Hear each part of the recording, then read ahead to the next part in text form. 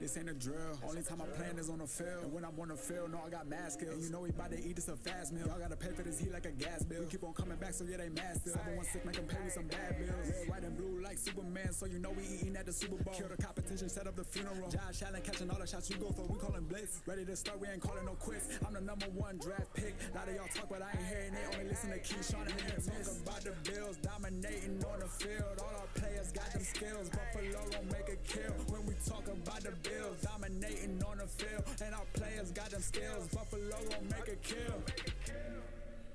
What's going on, everybody? Welcome back to another live episode of the Post Podium Podcast, home of the all truth, no sodium takes.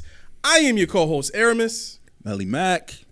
And looky, I'm back, y'all. He back. That's this right. Key. That is right. Here to tear it down for another day, another dollar. Man, what do we got, fellas? What do we like? What do we hear? You want to go first? Man, I got some issues that I heard, some stuff that made me mad that I'm upset about. Get it off your chest, bro. What you got? So I saw the NFL honors the other day, right? The awards got, some of the awards got out. A lot of them I was cool with, but the one that really boils my biscuits. Myles Garrett. Boils my biscuits. Myles Garrett. Is Lamar Jackson. How did I know we were going to start with that? Yeah. Lamar Jackson. Now, this year is just key. The numbers to me, they're not adding up to why he was the MVP this year. Mm-hmm. It's not adding up to me, and I'm trying to make it make sense in my head. Like, I don't care. Like, I'm gonna put this out there. I don't care that Josh didn't win, but I think other people should have won that had better numbers and better stats. So, I don't know why he automatically, all right, he gets another one. Like, why? So, what I did was I looked up the last 5 years MVPs, okay? So, let's start with last year's. Pat Mahomes. Pat Mahomes was 14-3. That was his record. Mm-hmm. He was first in passing yards with 5,250, okay? He was also first in touchdowns with 41 touchdowns. He had 12 picks, which was tied for, I guess we'll put it the opposite. So it was tied for third. So he had the third most picks, right? 15 was the highest. He had 12. Mm-hmm. His quarterback rate was 105.2, which was second in the NFL. Now, there's another rating called the total quarterback rating. Mm-hmm. That was 79. That was first in the NFL. So, in all these categories, he was either first or top 2, top 3. It's a no-brainer why Pat Mahomes won the MVP. Boom.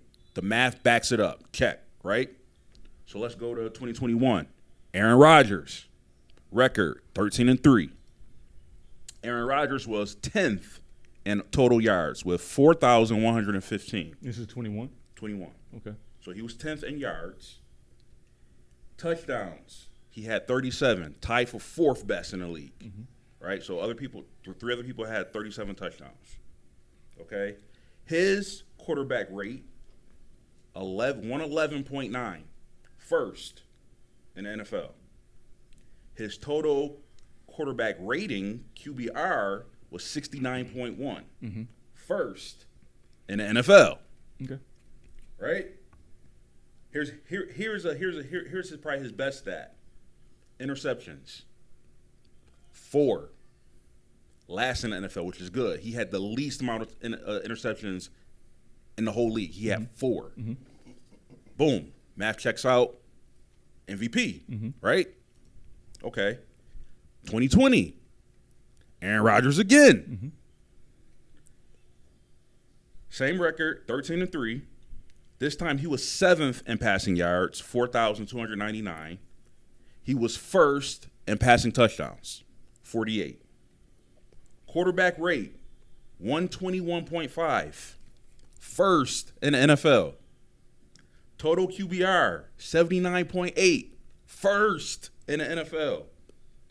Interceptions, 5. He was tied for second. No, he was tied for first. There was 2 other people who had 5 interceptions that year. Okay? Checks out. That's the MVP. 2019, Lamar Jackson, 13-2 record. He was 22 in yards with 3,127. First in passing touchdowns with 36. Quarterback rate, 113.3. Third in the NFL. Total QBR rating, 83. First in the NFL. Also, rushing yards. He had 1,206. He was 6 in the NFL, bro. Like, in the NFL, including running backs. Like, he was 6. And he had 17 touchdowns, which was tied for 15th. And he had 6 interceptions, which was tied for 4th best. Record-breaking season. How you going? He led the NFL in touchdowns, and he wins MVP. Now we go to this year. Lamar Jackson. Wait, what year? Or who's 2018? Did you do 2018 or no? So I went from 2023 to 2019. Okay. So okay. The 5. So we got Lamar Jackson this year.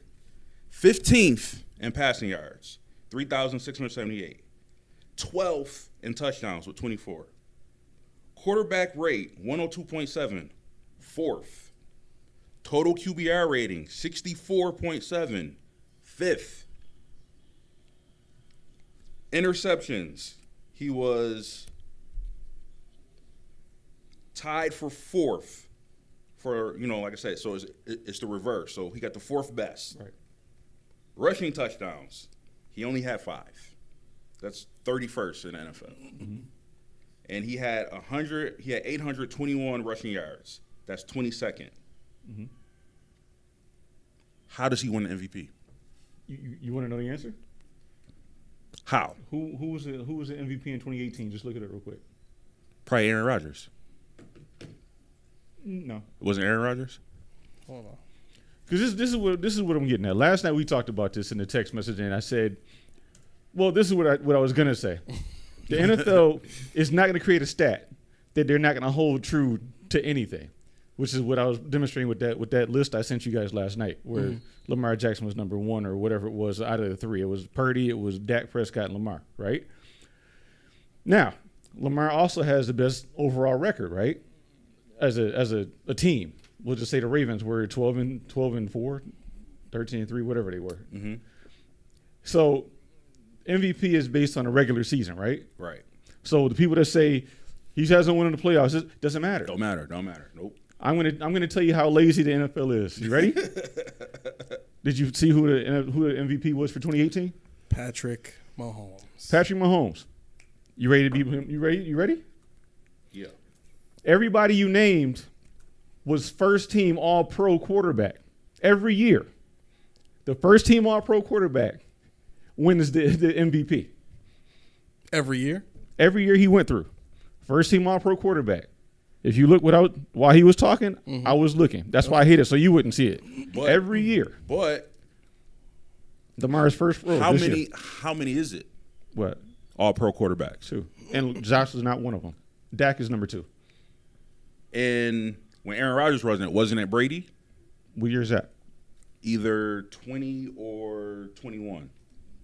Because Brady 2020, Aaron Rodgers was All-Pro. Because Brady led the NFL in 5,000. He had the most passing yards. 2020, Aaron Rodgers was All-Pro, and he was MVP. 2019, Lamar Jackson All-Pro. Lamar Jackson MVP. No, I'm saying where was Brady at? Was he All-Pro too? 20. Let's see. He was number 2, and Aaron Rodgers won it. So they might just wait for the player votes to come in too before they declare an MVP. Because it's the same. It's the same. If you look at it, Lamar Jackson was just almost second time unanimous in All-Pro. What did you say before we started the show? What? How many votes did Lamar Jackson get? All of them but one. All but one. Yep. How many is that? 50. Either 49 or 50. Yep. How many votes vote for All-Pro? 50. How many did he miss? 1. So you're thinking whoever is the Whoever is the All-Pro quarterback automatically gets MVP? That's what history is showing. even though the other stats is History is showing. even though all the other stats is What you trash. saying, college? It specifically states. That's crazy. No, this is the caveat I have for you, and I thought about this. I'll throw the Josh Allen fans at bone. I'm a Bills fan, you know, and the whole night I was hot. Not at you guys, but I was hot because I'm tired of hearing about MVPs and awards individual when my team didn't win a Super Bowl. They're not playing this Sunday, so I don't care about nothing else. Right. But to go with this conversation, I thought about, you know what? Why are we mad that he's not the MVP, but we're not mad that he wasn't considered Offensive Player of the Year? That's Talking easy. about- That's easy. That's easy for me. Mm-hmm. MVP means most valuable player. Like I say, Right. on any team, you take Brock Purdy away, he ain't the best player on the 49ers. Right. Right. I can go down the list.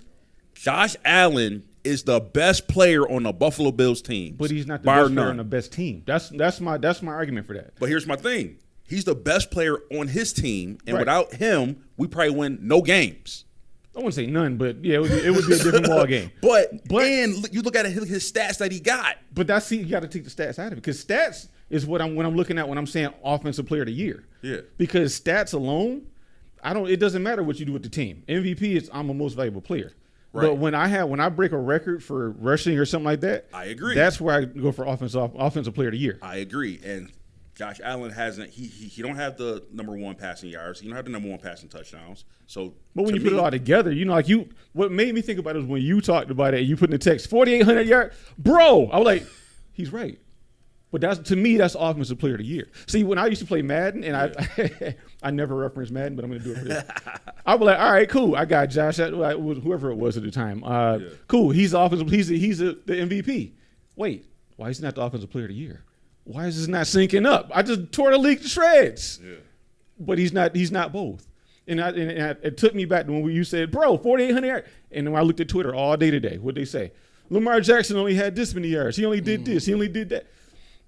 Josh Allen had 51 touchdowns this year. Or, something like that, 54. Yeah, and total touchdowns. That's remarkable.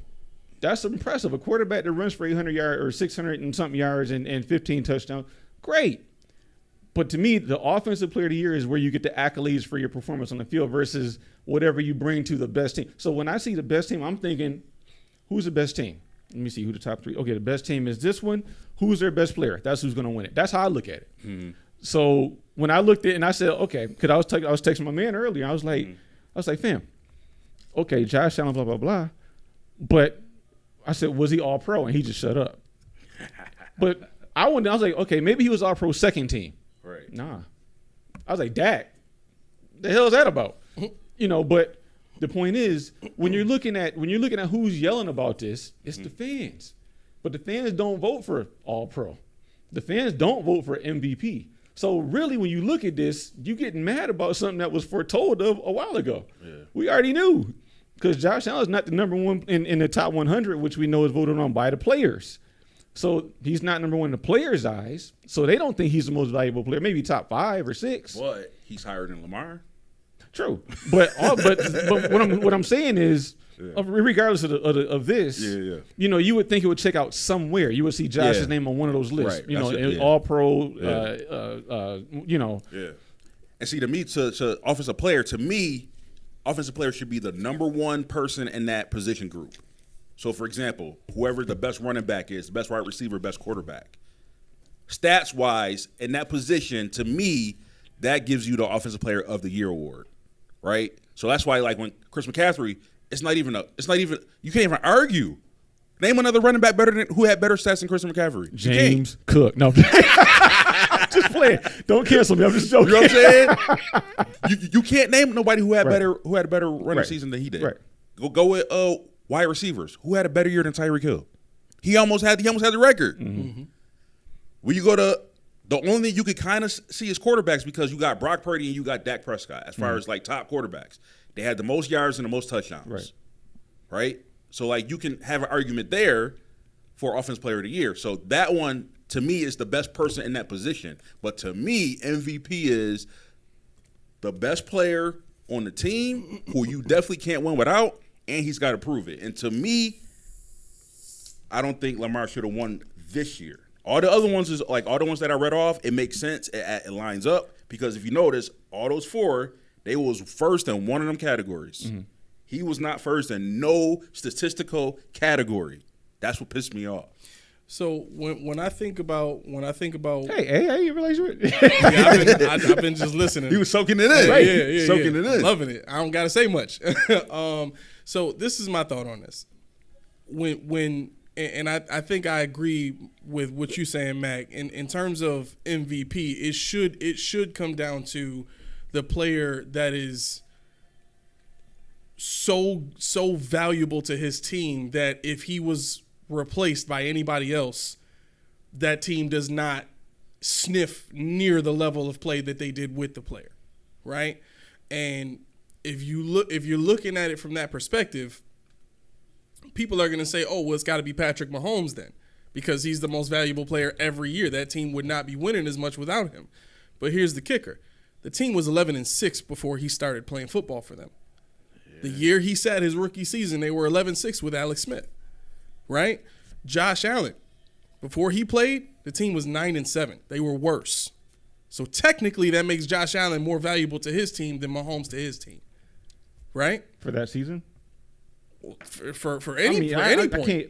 I see where you're going. I can't say that because of other variables that may have been added, whether they were or not. Well, I'm not trying to say that across the board. Okay. I want to qualify the statement with this too.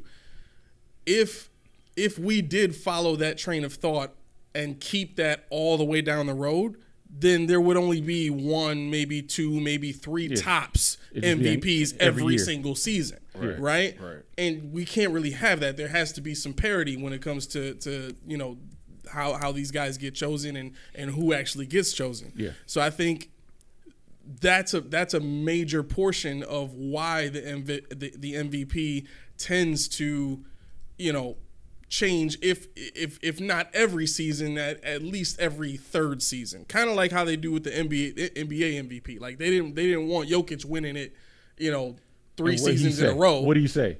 I'm winning the championship and win it there. That's fine. That's fine. I was like, yeah.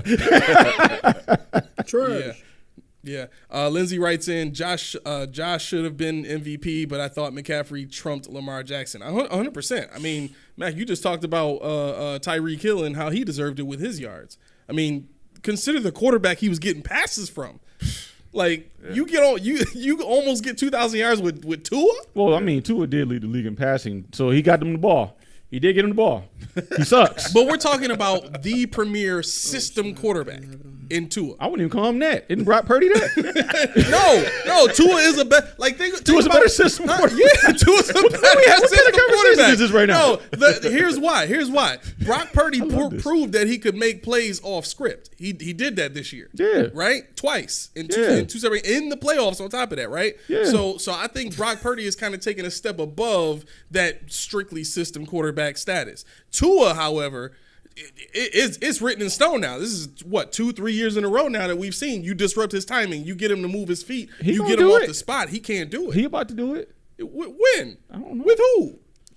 The man has had the best offensive weapons in the league, except for maybe San Fran, and still couldn't get it done. Somebody, I don't know. Oh yeah, hey, while you're talking, I just wanted to say I found one exception to the rule. Did you? 2012. 2012. Who's that? 2012, number 1 quarterback was Peyton Manning. Adrian Peterson won it. Oh, that's won right. the MVP. Oh, he definitely because he had like 2,000 yards. He had like 2,100 yards that year. He had to. That's automatic right there. That's automatic. That's the caveat. 2012. Is that the year he came back off the knee injury? I believe so. Which one? All of them. Because he's always got I want to say right now there's only 8 or 9 running backs in the NFL ever to eclipse 2,000 yards. See, the thing is, what I deduced to is this is a quarterback's trophy. Yeah. Mm-hmm. And when I looked at it, I said, the league is really lazy because there's got to be a correlation somewhere. Yeah. Why just have duality? Just call it what it is. Right. Whatever the number 1 AP quarterback is, just call it the MVP and everybody else. MVP is QB of the year. Basically. Whoever that is. QB of the year. Everybody else. And screw you fans, don't worry about you guys. This is what we think. Right. We're the AP writers. Maybe this should be a conversation going forward too, because if you think about it, that limits the disparity throughout the league. If the league itself is so heavily slanted towards passing the ball, that almost guarantees a running back is never going to win it, Oh, for right? sure. And there's not another player on the field that can outperform a quarterback's numbers from a season long It's got to perspective. come from him, so he's going to get yards based on you. That's right. Well, yeah, exactly. Because the quarterback gets yards from the running back, from a tight end, from a wide receiver, from And a all the way you do lineman. with your legs once you break a tackle and take it to the house. Exactly. So there's all all these you. diverse ways that a quarterback can get stats and boost his stats up, but every other player is relegated to two things, like defensive linemen. They can get sacks. They can get what else? Tackles for loss. Yeah, forced fumbles, pyramid maybe scheme. all that stuff is minuscule though compared to passing touchdowns, rushing touchdowns. It's a Ponzi scheme. I say the only thing that would trump it is you have to get a record that nobody's never done before. Like, for example, if Tyreek would have broke 2,000 yards, which was never done before, he would have had to have gotten it. You got to give him one of them, either one or the other. think Either he- you got to get offensive or he got to get MVP because he broke a record yeah, that no other player in history has broken. Yeah. You know what I'm saying? And it probably would have depended on how he broke it. Because you got to keep in mind, we got a whole extra game in the season too. You know what I'm saying? So people could have looked at that as, well, you only broke the season because you had an extra game. Right. No, but if he broke the record by like 500 yards, Right. then it's just undeniable. He's been Right. the best player in the league. O.J. Simpson. He got 2,000 yards, but he did it back when the game was only 13 games, 14 games. Yeah. So everybody else, they had that 2 extra games to go. Imagine if he had a 16-game He season. was averaging like 173 a game. OJ might have eclipsed 2,500 yards. Who knows Yeah, if he'd play it? And with the in rules they have today's- today, Oh, Yeah. easily. Yeah. You couldn't remember. Did you see the that YouTube I sent you guys where it said Josh Allen gets roughed up or whatever it is? It was No. on Madden. the Madden. Yeah, the Madden one where you see the Madden he's video? slacking. I guess so. But he came. It was a short I sent you because you were sending those conspiracies. I was like, I'm gonna get you. And basically, the guy came out of nowhere, just grabbed him by he helicoptered his butt. But yeah, no.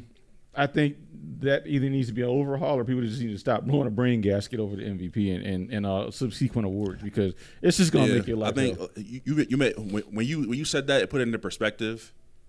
We don't have a vote anyway. You know what I'm saying? So it's like you said, it's out of our hands. Mm-hmm. We can't vote on it. So they gonna vote who they gonna put in who they want to put in. I You know thought what the I'm Pro saying? Bowl. I thought the Pro Bowl The Pro included the fan vote. Pro Bowl, yeah, Pro but Bowl, the not All-Pro, the no. not the All Pro or like the Yeah, I know the All Pro awards, is just yeah. players, but Yeah, Pro Bowl does, but that's why you don't see them doing anything out there because Yeah, just what people want to see. Well, what people think they want to see. right. Okay. And I did hear were we talking? Everything's blurring together now. I heard a thought Okay. where All Pro. See, now you got me saying Pro Bowl weekend. He's like, yes. Pro Bowl weekend is not just relegated to the players that are voted in. So yeah. was that's that what I us saying. talking about that? Well, I had brought it up Maybe it was you. because I compared it to NHL and NBA, right? If I'm in the NBA, I don't want to be in the dunk contest. I don't need to be an all-star to do Right. that. I could just, hey, I want to put myself in the dunk That's right. contest. Right, That's I'm gonna right, play you did mention dodgeball. that. Let me Right. get up in there. Right. And like you were talking about the speed competition and stuff like that. We all want to see that. Actually, I want to see that. I don't man. care. I mean, I would love to see him with the pugil sticks. I don't care. I don't need to see a game. You know, the flag thing is interesting. Whatever. It's not because it's what is that a pause moment? I gotta hit the coalition. Is that a pause moment? It's not The a coalition. It's not a pause moment. It's just the way you said it. It's just the Now way I'm being you I'm being indicted by the way I say things. That's crazy. No, but no, I think if they want to have the game, fine. But I think people would benefit from seeing Friday night Yes. and Saturday night Rising Stars Challenge, or where Yep. they're jumping over whatever, making amazing catches, whatever. Right. And I mean, you figure the people that are playing in the Super Bowl are not going to be there anyway, or maybe there is something that they could come and do where their bodies are not in jeopardy, where they could get on a Madden tournament with somebody or something like that. All right. All they're doing is answering questions all weekend anyway. They're not doing anything in practice. Right. Pretty Right. much. Right. So I wanted to bring this point up, and this is the title of the episode. I put Josh Allen doesn't care. Right. Oh, I want to talk about that too. Yeah, I do. Yeah. Okay. Cool. Yes. Because it's kind of a come to Jesus moment for all of us as Bills fans with regard to this topic. Right. Mm-hmm. For 3-4 seasons now, we've been seeing Diggs doesn't want to go to the Pro Bowl. You know, he went this past year and participated, but maybe he just needed a break. But typically, Josh Allen, you can't find him in the Pro Bowl at all. Even if he gets voted first team, whatever, right? He just ain't going, right? So my thought is this. If Josh Allen don't care about this thing, then we need to stop caring about it.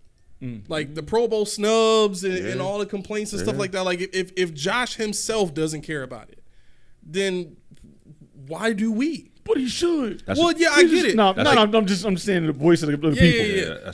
But it's really, for me, come down to this. I think that the recognition is something that you might hate me for this because I'm about to connect some dots here. This can be the first time. I think the fans are so hungry for the recognition that we feel we deserve for the great players that we have, especially the one superstar that we've had since Bruce Smith, right? That things like this enrage us, right? And that's cool, but let's also include this point if we're going to get enraged. If we want the recognition for our great players, shouldn't we want the recognition for having great play in big moments as well? Shouldn't we want the same recognition for how the team performs in general, right? Like, we get so upset when Josh Allen doesn't make the Pro Bowl, but everybody is content to just be like, oh, well, we'll try again next year when we lose in the divisional round 3 years in a row. To me, I haven't heard as much uproar from the larger populace of fans about that as much as I have this Pro Bowl snub. This Pro Bowl snub is everywhere. People are making episodes about it. It's crazy. Twitter is ridiculous. Yeah. Right? Twitter's ridiculous. So my it makes me question how much attention people are really paying to the game if this is what they get more upset about rather than the 3 divisional losses by the same head coach. And I'm still waiting. I'm waiting for the anger to fester. No, I'm going with my cool, calm, and collected game. I'm just making the point. You said I was gonna be mad. I'm waiting for it. Okay. Yeah, I'm waiting for it. So I think people need to have a reality check when it comes to what they're so openly raging about, because if it's the recognition that it's really about, if that's what it's really about, if it's about people getting the accolades that they should get, people getting the recognition that they should get, or people getting what should come to them based on the work that they've done, then I don't want to hear anything else about you can't fire McDermott because who are you going to replace him with? I don't want to hear anything else about, well, you can't, defensive head coaches can win too. I don't want to hear nothing about, because to me it's not about offensive or defensive at this point. It's about overall performance. And I hate seeing people get so pissed off about a Pro Bowl snub, but they so good with just, all right, we'll try again next year when it comes to, to me that it doesn't click. It doesn't make sense at all. I think that's where I am too. I think that's what I was saying. That's exactly what I was saying actually. I'm like, where was all this when we're not in the Super Bowl? Right. That's all I care about. We're not there. I mean, okay, we want to see our guy walk across the stage, but what? I want to see our guys at the White House or not go to the White House. Right. I want to say we ain't going, but we don't have no ticket. Yeah. We don't have no ticket because we're once again sitting at home with a good season, a good regular season again. Yeah. We're not even in the dance. So, listening to the point, it kind of opened up some things for me, like with the Pro Bowl, like, because I was one of those guys who was mad that he didn't get in. But to A's point, he didn't get in, but let's just say he did get in. He still don't show up.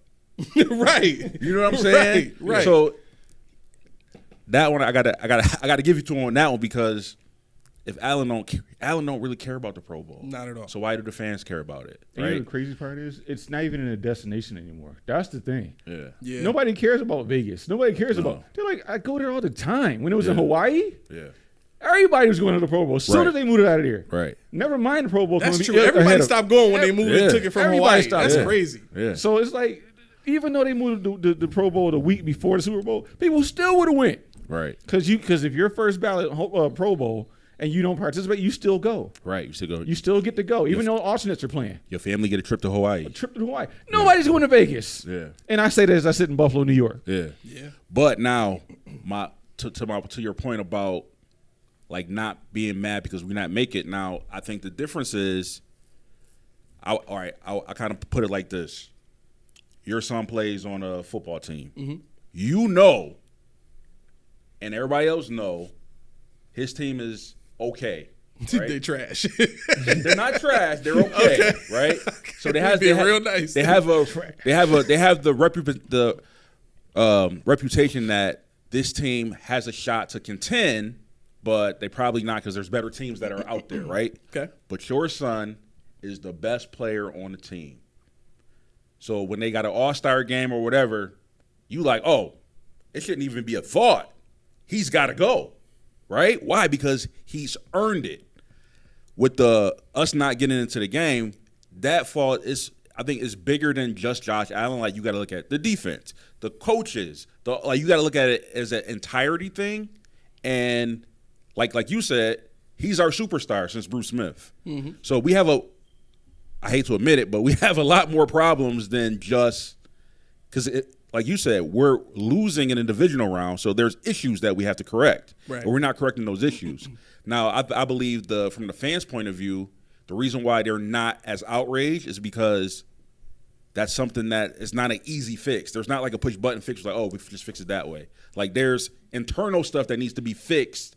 There's philosophies that need to be changed. There's characters that need to be step up. There's people who need to step up. Like, there's a lot to unfold and unravel for us to make it there where this is just low-hanging fruit. Like, I know, yeah, I would want to see some Super Bowl, but there's a lot of things why we couldn't get there. But I do know this, that we have a superstar, and he should be recognized. He should get the recognition that he's getting because he's – one thing that I can say honestly, the reason why we're not in it is not because of Josh. I can say that with no conviction. Okay. It's not his fault. You know what I'm saying? It's other issues, but I could definitely say one of the issues is not Josh. And I think you know what, you're going to get a lot of credit today. I don't think I like it. But to A's point earlier, why are you not talking more? But you know, all your stuff is coming out. Philosophical, right? man. He said it right there. He just threw the whole show in his head. Watching it bloom. To everything you just said, you think about it. You said the philosophical stuff. You said the internal stuff, the infrastructure, all that stuff that needs to be unpacked. Yeah. Right. Why is nobody enraged that it's taken 7 years to unpack the same thing? Where it's taking Kansas City to the Super Bowl, where we've been beaten by a Cincinnati team that was no good a couple of years ago, where we almost saw Lamar Jackson and his MVP winning season in the Super Bowl. Mm-hmm. Why is it we're still happy with the divisional round, with our unicorn quarterback, as people would say? Mm-hmm. You know, and I think this is what he's been saying, but this is what you just said too. I don't like to think about it in terms of Bills fans, but when I say open your eyes, and it's not about firing somebody, but this is the stuff that you need to ask yourself. Why are we doing the same? Why are we running everything back? Why is it when it doesn't work, we try it again? Why is it that you know, like, what's his name? John Butler that just quit. He was mad because he didn't get the DC job. It wasn't because him and McDermott had a problem. They were high school teammates. He thought he was a shoo-in when Frazier left and it was vacant and Washington didn't get it and left. But it went to my man Bobby Babbitt. He said, F you, I'm out of here for the same kind of job somewhere else. Why is that? Yeah. Because now we finally see Sean McDermott hiring people he's not familiar with. Mm-hmm. Now we're finally seeing with Joe Brady, with Ryan Curry. You know, Ryan Curry and Joe Brady were assistants together at St. Louis, which means that Sean McDermott don't know Ryan Curry, but he said, who you know? Oh, you know this dude? Okay, fine. Right. He's on my squad. Bring for him the in. first That's time. a big deal. Bring him in. That's a very big deal. Yeah. That's a huge, because it's first time. Yeah. But it's taken almost 8 seasons now to get to the first time. Right. You know what I did? You know what I think it is too, Key? We talked about this on several shows. You have people who, like, I'll give you an example. Let's say, because I hurt my back playing basketball and other stuff, right? Mm-hmm. So when I was younger, right, my two sports was football and baseball, right? I played basketball, but I didn't really know how to play basketball, right? I just pick up. But I'll play basketball. In my mind, I would say, if I lost, oh, they just got lucky, right? So I'm going to keep doing the same thing over again because they just got lucky. Mm-hmm. It's not me. I don't need to change. I don't need to learn anything else. They just got lucky. You just got me that day. Right. because I've won other times doing the same thing that I've been doing. Oh, yeah. And it's just this certain time that I just lost. Yep. So I think sometimes people have to realize that you have to change what you're doing. It's not that they got lucky. It's not that, something needs to be changed. Like, you have to realize, all right, you got to know when it's like, all right, this is the best that I can do, and my best is not good enough, so I need to reevaluate. I need to do something different because what I'm doing is not working. And I think for people to get to that point where it's the not working point, a lot of people think is, we'll just do the same thing and we'll see. They got lucky. So I think it's people coming to a realization that between what is luck and what is really based off of you not performing or what you're doing is not working. And I'm glad you said that about baseball. Can I just have a grind my gears moment real quick? Sure. I'm a 6'6", 40-year-old almost African-American male from Buffalo, New York. The next person that asks me, are you a Yankees fan, is going to have hell to pay. Are you Yankees fan? You see, this all derives from this is a popular song from 2009. It's called Empire State of Mind by illustrious Jay-Z and so-so Alicia Keys. Oh, wow. Whatever. In that song. Chat about to light up now. Whoa. I know. But in that song, Jay-Z says, you can catch me at the X with OG at a Yankee game. I can make a Yankee hat more famous than a Yankee can. Tell me what black person you know didn't own a black Yankee or any kind of Yankee. Yeah. In 2009, every head you saw had a Yankee hat on it because Jay-Z told us to. I did it for the culture, not for the freaking New York Yankees. Okay, can we get that out of our soul first? Yo. All right, we got a few comments here. Real quick, Boz writes in, it's called Hometown Fans or Homers versus Football Fans Looking at the Situation. Then he goes on to say, many hometown fans, homers, are in for the experience. Football fans are in for the game. I agree. I think, and it's tough because a lot of the let's say the more tenured season ticket holders, and I mean like the older folk that drive the RVs up there and get the phone calls from the Bills and get invited to those those focus meetings and stuff like that for what all the questions the Bills have about what the fans want. Like those are the people that get called. To me, those are the people that need the least input because they're gonna like anything regardless. They just want to be a part of the experience, right? And the sad part is any company in this world is not going to want to go talk to the objective fan unless they're a startup and they're trying to make sure that their product is perfect, right? So what I mean by that is, let's say I have a new invention or something like that, and I need to make sure that the demographic that I'm going after with this product likes it. So I invite a bunch of people that fit that demographic, and I put this product in front of them, and I have them take a survey, right? Based on that survey, I'm gathering information, how they work with the product and all that kind of stuff. I'm taking all this information in, and if it's a hit, if everything on my survey is a hit, then cool, it's ready to go, right? But what I don't want to do as a startup is ask people who I wouldn't call my family into the meeting and say, hey, what do you think about my music? I wouldn't ask them that. Right.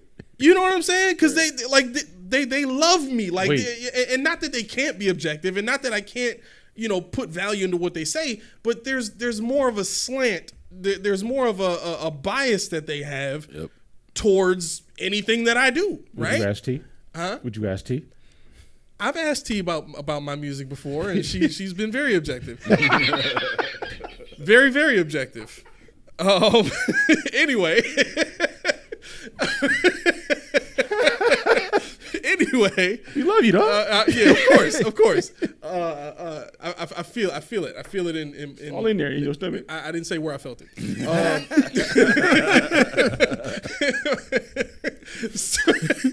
Got you with that one. So for me, I think it's a matter of who the Bills are consulting, right? But we can't control that. Right. They're a business. They're going to operate that, you know, the way that they want to operate. They're going to consult whoever they want to consult, and whatever gives them that fuzzy feeling, you know, is what they're going to make sure they go after. And right now for Pegula, it's the experience of, you know, the Buffalo family, Bills Mafia, and all like that's what he's enjoying right now. He's enjoying those moments where we win. Doesn't matter if it's the Super Bowl or the AFC Championship game or Week 1. He enjoys the feeling of winning, period, and how the fans go crazy and how the city feels and what people say to him about, oh, you've rejuvenated the team. Thank you. I'm so glad you bought the team. Okay, cool, but seriously. You have the most talented quarterback in the league, and what have you done with that? I equate that to this, and going back to your point about the Little League stuff. If my son was Josh Allen on a Little League team, and he is let's say he's playing in juniors, he's playing in the 6 to 8 range, right? But my son Josh Allen is 8 years old. He's 5 feet tall. I was about to say he's gonna be a big ass 6-year-old. Right? He's 5 feet tall. He's 120 pounds, right? And he's playing quarterback. Mm-hmm. And every single time my son goes out there and plays a game, he's the most dominant player on the field, right?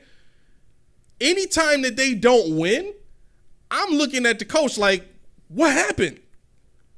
I'm looking at the coach like, what happened? Like, you are the guy running the team. You are the guy who's basically controlling what everybody does. Mm-hmm. How have you not figured out a way to ensure that you win games, especially the big ones, right? So when I'm looking at Sean McDermott and I'm looking at the job that he's done with this team, that's what I'm looking at. You like if it was Jared Goff, like nobody is mad at Campbell, the head coach in Detroit. Nobody's mad at him. Why? They're about to give him an extension. Right.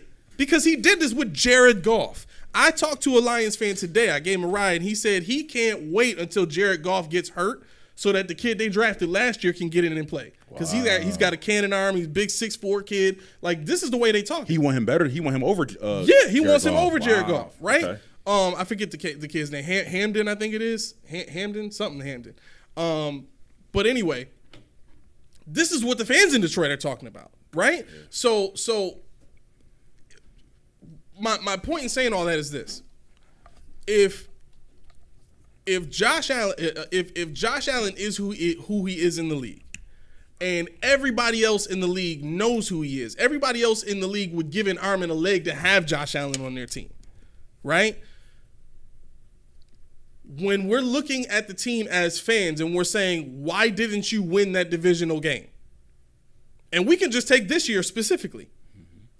What can we look at? We can't look at Josh Allen, right? Because the only reason he doesn't make that pass at the end of the game was him getting his own left tackle pushed into him, right? But why does that happen? That happens because you have him at left tackle in the first place. One-on-one with Chris Jones. One-on-one. Spencer. Right? Like, to me, should have been Spencer. Deion Dawkins is a guard. He should have never been a tackle in the first place, right? But Sean McDermott came in here with this mindset of, we need to draft players that can do multiple things. We need to have linebackers that can play safety and safeties that can play linebacker. We need to have wide receivers that can be running backs and running backs that can be wide receivers. We need to have tight ends that can be linemen and also be tight ends at the same time. Like, I feel like nobody else but me heard that and said, probably the dumbest thing I've ever heard for how you want to build a team. You don't even have starters at any of the positions on the team right now. Why are you worried about getting guys in here that can do multiple things when you don't even have guys in here that can do one thing? Right? So to me, all of this is just such a mess that culminates to the pimple head of people not wanting to admit that Terry Pegula's approach and Sean McDermott's approach for the last 6 years has been wrong. And every single correction that Sean McDermott has tried to make has been basically cutting off his nose to spite his face from whatever the issue was the year before, right? We go toe-to-toe with Kansas City. We have the best offense we've ever had, and we win a shootout in that 13 seconds game. We win the shootout in that game. Josh Allen won that shootout. The defense gives up the play. We can't even say the defense because now we know for a fact, based on the Tyler Dunn report, that it was Sean McDermott that snatched the playbook and said, I'm going to take this last 13 seconds and win this. And he screwed up. Yep. And it was said that was said even, I forget what the guy's name was now, but it was said even before Tyler Dunn came out. We already knew that was his confirmation. Right. Somebody in the internal relationship with the Bills organization said, after the game, that was McDermott's call. Just like you said, the swib too. I like your point I like your analogy with your kid playing. Quick question.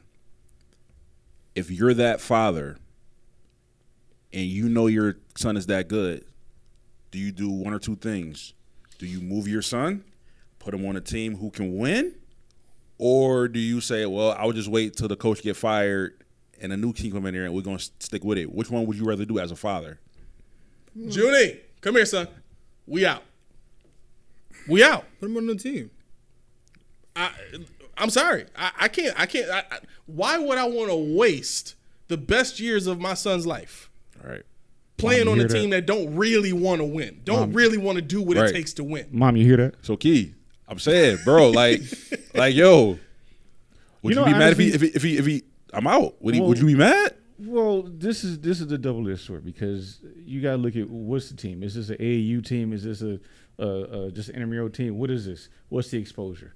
Because if you know one thing about high school and stuff like that, you go to, we'll say Bennett because they've been state champions. They've been a powerhouse. Yeah. And I got to give credit where credit's due. I mean, Tiger Nation, baby. Let's I go. got to give it where it's due. But the thing is, if you shining on this team that's putty, in a down year, whatever the case may be, maybe all the seniors left and you shining. You've been shining and everybody around you sucks and you doing everything, you gonna make all city, you gonna make all state, you gonna still make the team and you still gonna get that shine. Now, what you're gonna do is what I learned, I was a big fish in a small pond in a sense because I started in Buffalo.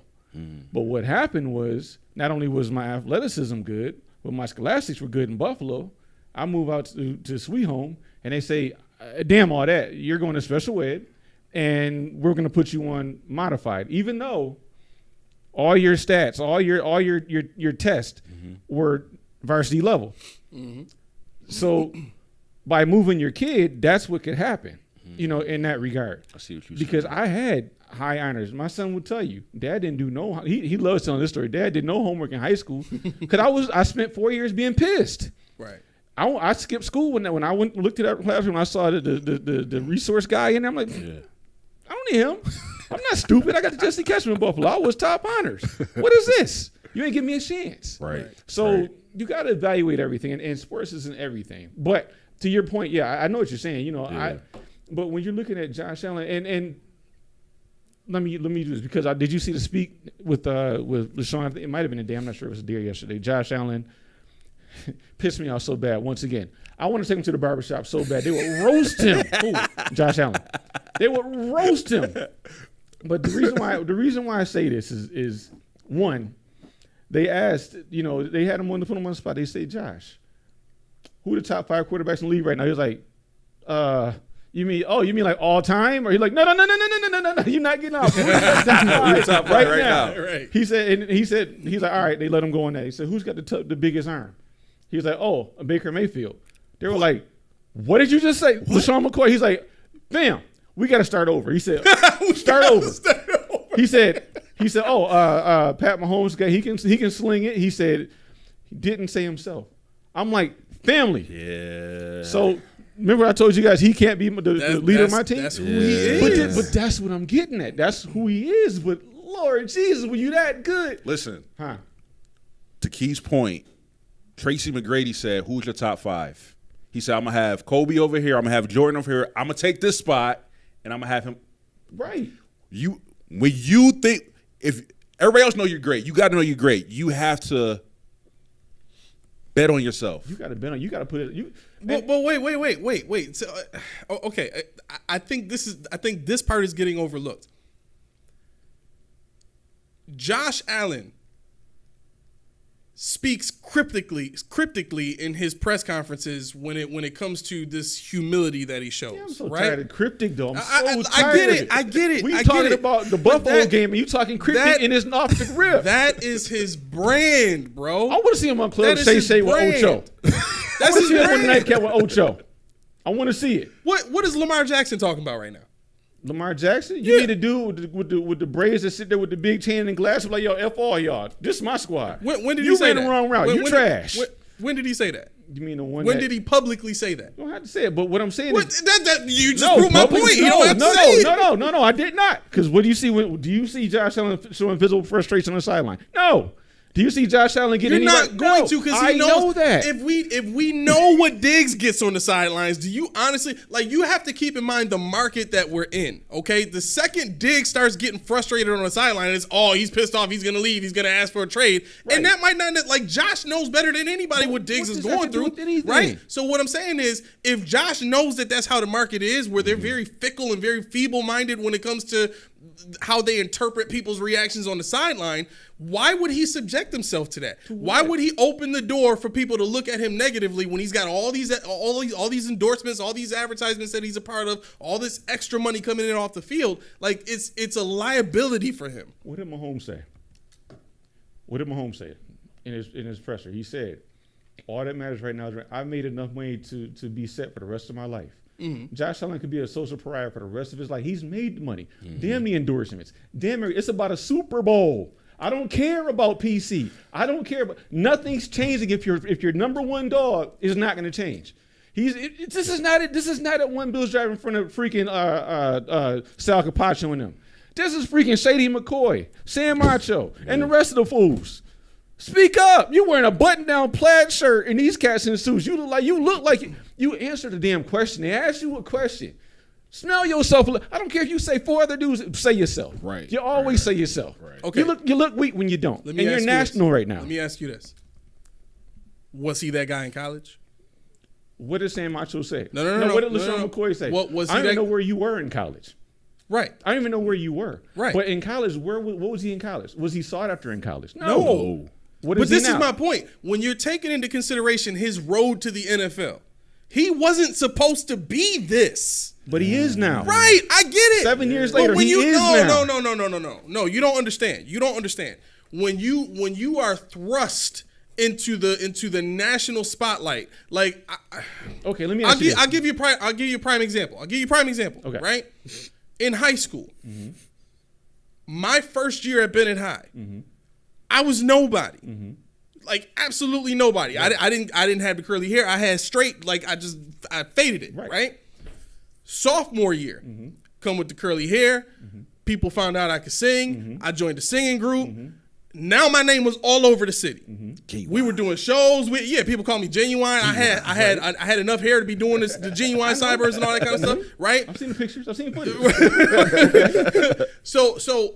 But again, I didn't start my life like that, thinking that everybody's got to, demanding the accolades and y'all gonna respect me and y'all gonna do this and do that.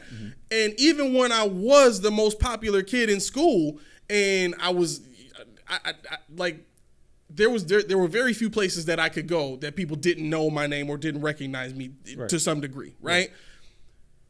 Being in that situation. I didn't see all of that and feel all of that and live all of that and think, damn right, y'all better give me more because I deserve more. I didn't think about it like that. No. Don't take the give me more. I'm talking about take the attitude. Think about the attitude, not the words that I'm saying. Okay. Right? That mindset of demanding that respect. That attitude of I'm going take the attention from y'all now. I'm going to make sure that y'all buy my albums. I'm going to make sure that y'all come to my shows. For me, I was just humbled at the thought that people liked me singing. I was just humbled at the fact that people wanted to talk to me. To me, that was the best part about all of it. So if you were in Bennett and somebody said who were the top 5 best singers in the school, you wouldn't name yourself as a senior, not as a freshman, as a senior. To be honest, I might name a lot of people before I got to Would me. you name yourself? That's all I want to know. Would you say yourself? Best singers in the school? No, probably not. So probably not. So if you were. Like there were some people what that I'm getting at is this, and it's not about demanding, gimme. It's not about being an egoist. That's not what I'm saying. When you're off the rip, when you drink, when you're comfortable, you speak. You ain't gotta condemn anybody. You ain't gotta say this dude sucks. But you don't say when they're forcing you to say, oh yeah, my arm is all right. What about Herbert? Oh yeah, Herbert can spin it too. What they gonna get to say? Brock Purdy? He said Brock Purdy had a strong arm.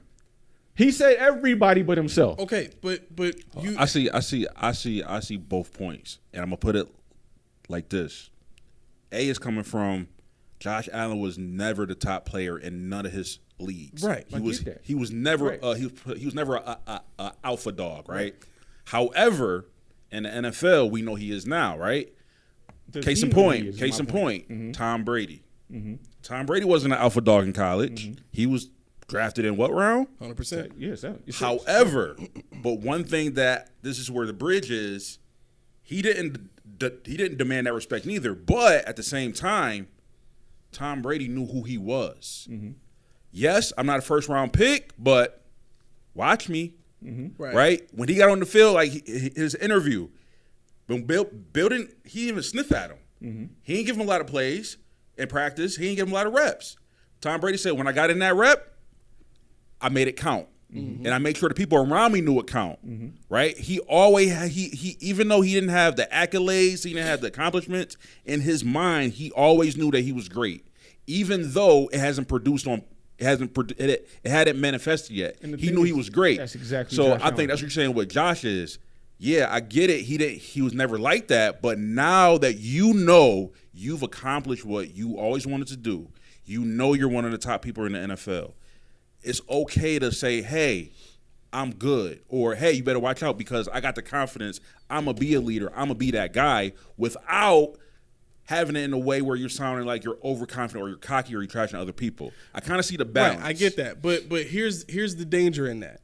Not everybody is going to interpret you saying you're top 5 the same way both of y'all would. That's true. You see what I'm saying? That's true. And that's what I had to worry about. That's why I never did it, because I would hear from time to time that there were people that thought that I was cocky or conceited or whatever. I would hear that a lot, right? So I know what Josh Allen is going through from that perspective. If he does it, people are like, "Oh, he said it, my man. See, that's what I'm talking. That's the confidence you need to have." Blah, blah, blah. Right. But then there's a whole nother 50% of that equation of people looking at it and say, "I used to like him, but now he too cocky. He conceited. He think he top 5. He does. Nah, I don't like it."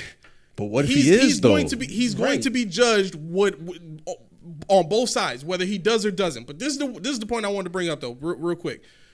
I think this conversation in particular is kind of beside the point from what I particularly was trying to get to. And here's my major point.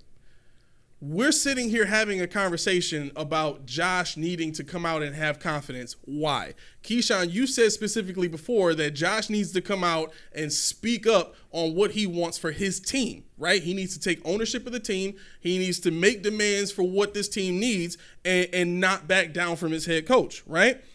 But here's the kicker that everybody's missing. If he had a good head coach, he wouldn't have to do that.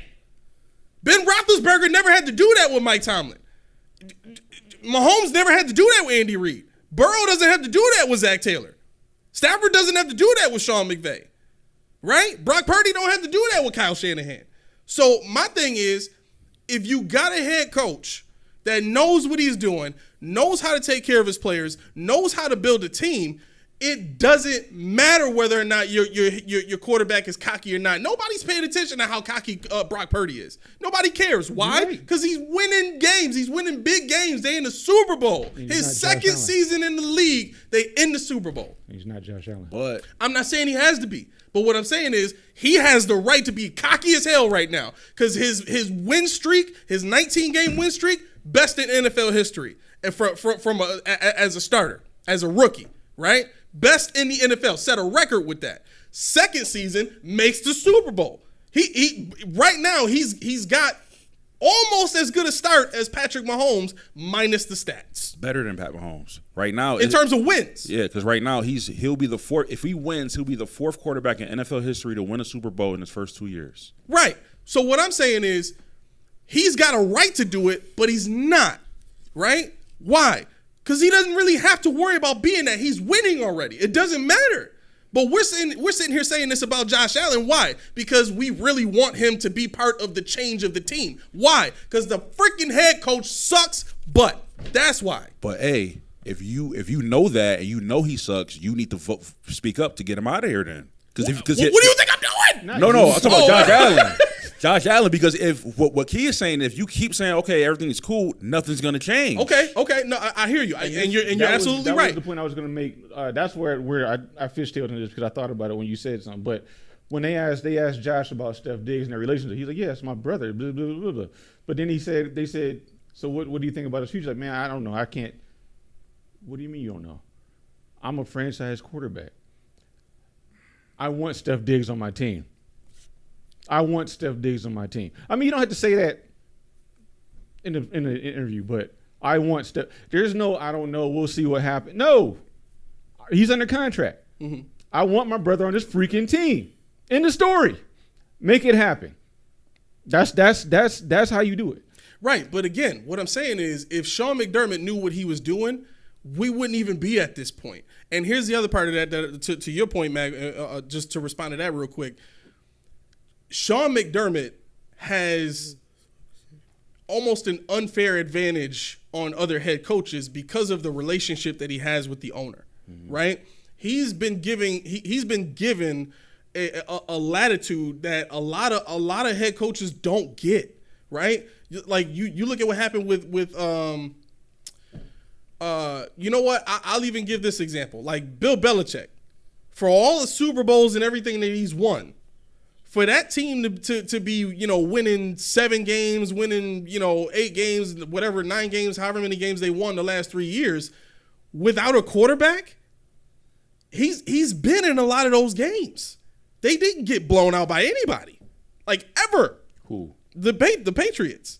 Yeah, like there's a couple times. There's a couple times they only scored 3 points. Yeah, but like how many points did the other team score? Other teams didn't score 40. Yeah, that's you see what I'm saying? Yeah. Like if they only scored 3, the other team's only scoring like 17 tops, and that's the blowout, right? But that's my point. If he gets X'd politely after 3 years of underperforming, after all the Super Bowls and accolades he's brought to that city, why are we letting Sean get away with this? So I think it's Sean's fault, and it's, like you said, Pagula's fault, because I don't think Pagula cares if the Bills win a Super Bowl. Right. He's looking at the business standpoint. I got a new stadium. I got $1 billion business here. So he bought it for $1 billion. If he ever relinquishes it, he's trying to make money. Like no doubt. He's not looking at it from that perspective. Right. He's building like the brand. He's looking at it for the fans are enjoying it. We're winning. We're good. Blah, blah, blah. He don't have that. I want a Super Bowl. I want a championship. He don't care about that. So because he don't care about it, it's not going to trickle down to Sean. So why would you get rid of Sean? Everything's great. But to Key's point, if you got your superstar quarterback barking like, yo, I want to win a Super Bowl, he ain't doing it.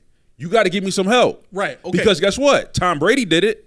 Right. Okay. But here's the thing. And we know this for a fact now. Tom Brady had a different type of relationship with Robert Kraft than Josh Allen does with Pagula. That's right? That's because you got to consider this. If Josh Allen is seeing the latitudes that Sean McDermott is getting from Pagula, what options does he think he has at that point? If we've lost 3 divisional games and the Tyler Dunn report comes out and puts him on blast and he still gets support from the owner, what am I going to say to the owner that's going to change his mind about Sean McDermott? If you threaten to leave, I bet you change his mind. Leave. Who? He cannot. Who? Josh? Where's he going to go? Hey. He don't have to go anywhere. He just don't have to play. He's not going to do that. I know he's not, but the point is, you want him to do something that we know he's not going to do. I don't want him to do anything. I'm just saying that's an option. No, it's not. But It if is you know an he's not option. going to do It's it. legally an option. Okay, He yes. can piss away his $100 million guarantee and go on his way. How realistic is that? It doesn't matter. No, The point it is does matter. It Okay, does let me ask you this. matter. Can he or can he not do it? Yes or no? Can he or can he not do it? It's not about whether he can or he can't. It's would he? No, can he or can he not? Because that's what he said. He can. Can he or He can he, can not? what? Stay Can home he and just not say play? screw it? Can he retire? Say I don't Yes. want to play no more? Yes. That's it. But he's That's not. not He's it. not. Okay. What, But then he why? can. Then why even bring it up? Because he can. No, but that's like saying I can go rob a bank. What does it matter if I'm never going to do it? You can. You have the options. Depending on what the situation is, you have the options. What is this, GTA 6? Like didn't come out you, yet. you can go That shoot didn't that come person out in yet. the face. Fine. You can Fine. go drive a car over that baby. Can you hear Nobody's gonna do that. Can you hear him? He gonna kick you right in the knee. Who? Your knee is done. Ken. Ken, listen. Pow, At he this said, point, "Did you just say GTA I'm ready to 6? rage against the machine. It ain't out. Real All right, quick. we gotta move on. Go ahead. Lindsay writes in 4 words: prove it to me. Right? Yes, exactly. Prove it. Prove it. Every season needs to be proven. Every season, period. Boz writes in, Allen said he wanted Knox extended. How's that working? I don't know what you can say to that. I don't know what you can say to that. But you miss 100% of the shots you don't take. He wanted Dorsey extended. How'd that work? He wanted Mitch Morse. How'd that work? Rich, I'm sure you enjoying this episode playing your Madden right now. For we gotta because we gotta exercise. But I had stuff here. You got any more? No, I got my gripes about Lamar Jackson, so we're good. Mark Jackson? Lamar Jackson. Oh, I'm like Mark Jackson. He's got to pay for what he 6 did. years. But Yeah. real quick, guess what I did while we were prepping for the show? Not prepping for the show, but what I was supposed to be working today. What? I watched on YouTube Thurman Thomas in the Buffalo Bills in 1994's Thanksgiving game. That's what you Hosted by meant. I'm working. Okay. Dick Enberg and Bob Trumpy. Those were your announcers. Remember them? No. Exactly. I kind of remember it. I know Dick Enberg. But I wasn't searching for anything. I promise you. I just put it on. I just said 94. Let's see what happens. First thing popped up, the full game of Detroit Lions and Buffalo Bills. So what did I see? I saw, and you, and this is, I actually put my phone to the TV so it would record what they said, word for word. Dick Enberg said, but when Kelly and Andre Reed had their problems 2 weeks ago, and it was a graphic of Andre Reed trying to walk away and Kelly walking behind him doing this the whole time, like Stephon Diggs. Yeah. He's doing this, yelling at Andre Reed, and Andre's trying to get away. He won't let him go. He said, after last week, it's been addressed, the problems have been addressed, and they did everything but kiss and make up. I mean, they were even cited buying China together. He said, remember 2 games ago at Pittsburgh, it was Kelly on the sidelines chewing the ears off of receiver Andre Reed. Reed walked away as Kelly upset about the way Reed was running his routes and patterns. And that last week, as you said, Bob, 2 weeks ago, the Pittsburgh game, Jim Kelly got sacked 7 times and hit about 20 other. He was looking for somebody to be angry at, and I think Andre Reed was just the closest guy just to, receive the backlash. Yeah. Did Andre Reed leave? Andre Reed, that was in 94. Andre Reed played here another 5 years. Would people just stop? It happens. It happens. I mean, they're probably waiting for us to come to blows. I'm going to hug you after the show. No doubt. Same thing with Peyton Manning on Saturday. Yeah. Right. Yeah. He said, yo, stop. And this Yo. is Peyton. Stop calling the plays. Right. Like, what are you doing? Like, we go pass the ball. We going to run the ball. No, we go pass the ball. Like, Just freaking block. Yo. You just worry about freaking block. yo, they was Right. going at it. But, bro, like, when you play sports, like, people got to, like, you have to, like, sports is emotional, man. Like, Very emotional. You're a brotherhood, and all y'all want to win. So if it's not happening, like, yeah, y'all gonna check each other. Y'all supposed to. Y'all gotta hold each other accountable because if y'all want to win together, y'all gotta work together. Y'all can't do it. They can't do it by themselves, man. Yeah. The last thing I wanted to do before we get into our activity, because I know Aramis is so excited about the activity. Man. Can you give me some sound? There is no discrimination whatsoever. How do I do this? Just, Huh? I need What do sound. You need a sound. Yeah, sound. Oh, Is this good? it's on. Yeah. Okay. I just want people to hear this, and this is all I'm going to say about it. In so many trades.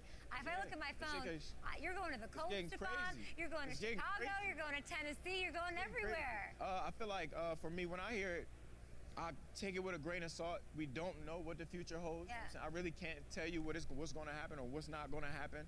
But I will say, however it goes, I've seen a video of this. I forgot who it was. However it goes, we're prepared. And I can tell you that I'm prepared. You know what I'm saying? You know, I'm a professional. I handle things like a true pro's pro, no matter what they say. Yeah. Why do people have anything to say? I don't know. Just for me, I guess I'm an easy target. I'm not gonna sound flashy, but I am into fashion. Yeah. I am gonna say I'm not necessarily outspoken, but when you speak to me, I speak eloquently. I know how to get my point across. You know what I'm saying? I know how to express myself, and I know how to get us all on the same page. So for me, I feel like being verbal sometimes hurts you, and when I don't say nothing at all, I think it bothers a lot of people. Do you want to be a Bill? Yeah, I mean, I've said that. I told him, you know, interview after interview, I wanted to retire Bill, but also that's not also predicated on me. You know what I'm saying? I also got to keep it in the forefront of my brain that business is business, and I like to proceed as such, no matter what. Yeah. The you and Josh Allen relationship, like, how would you describe that? That's still family. Like, at the end of the day, people kind of format their own opinion in regards to, I guess, football, you know what I'm saying, when it's football related, but Josh extended his hand out to me, you know what I'm saying, when I got drafted to the Bills. He welcomed me with open arms, open hands, even just Bills Mafia, the whole family, everybody included. But for us, I mean, that's still my brother. You know, I kind of get sentimental about it because he's still family at the end of the day, and he's always going to be family no matter how it shakes. Oh my gosh, I feel like are we going towards an ending here? What do you mean, how You saying it. You're freaking me out. No, but you're freaking me out a little bit. I guess you said you're getting sentimental means you're like living in a goodbye moment. I said I'm being where my feet are, you know what I'm saying? I'm just being where I am right now. I'm not saying goodbye. I hope it's not goodbye, but you know, like I said, I'm prepared whichever way it goes. You know, when you hear a lot of rumors and such, it's like, where did it come from? Yeah. You know what I'm saying? Where there's smoke, there's fire usually, and I try not to pay too much attention to it. That's why I said I'm just being where my feet are. Okay. So, definitively, we've heard it now. He wants to be in Buffalo. He's going to play where his feet are. Don't know where the future holds. He knows he wants to come back to unfinished business. Nothing cryptic. He said it. I don't care what his ulterior motives are.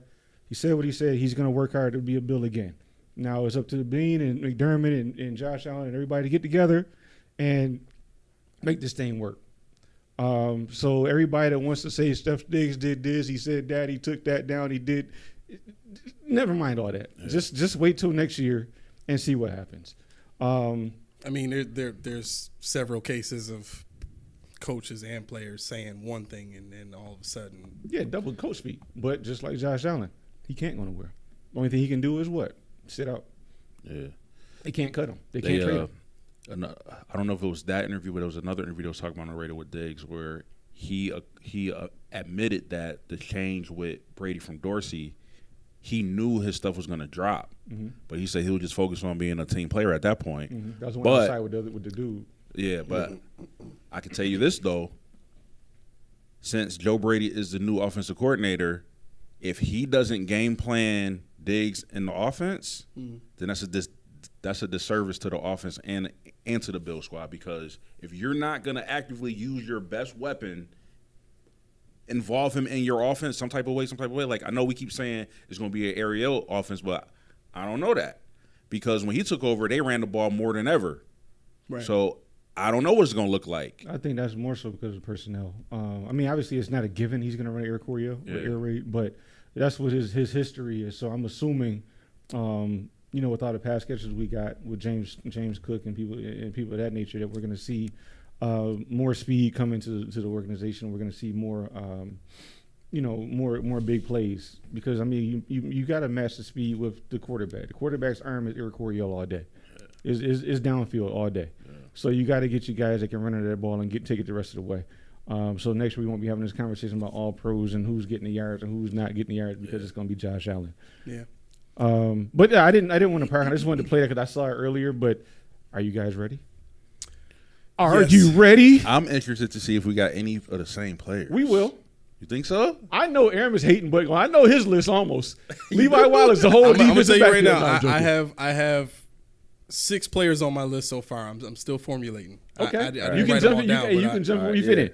Hey, chat. I don't really know where I sit. Chat. If you guys got anything, if you got any comments, you know what to do. If you got any players that come to your mind, we're gonna go position by position. So we are building the worst Bills players of all time. There is absolutely no criteria except they couldn't have played one game. They had to have played.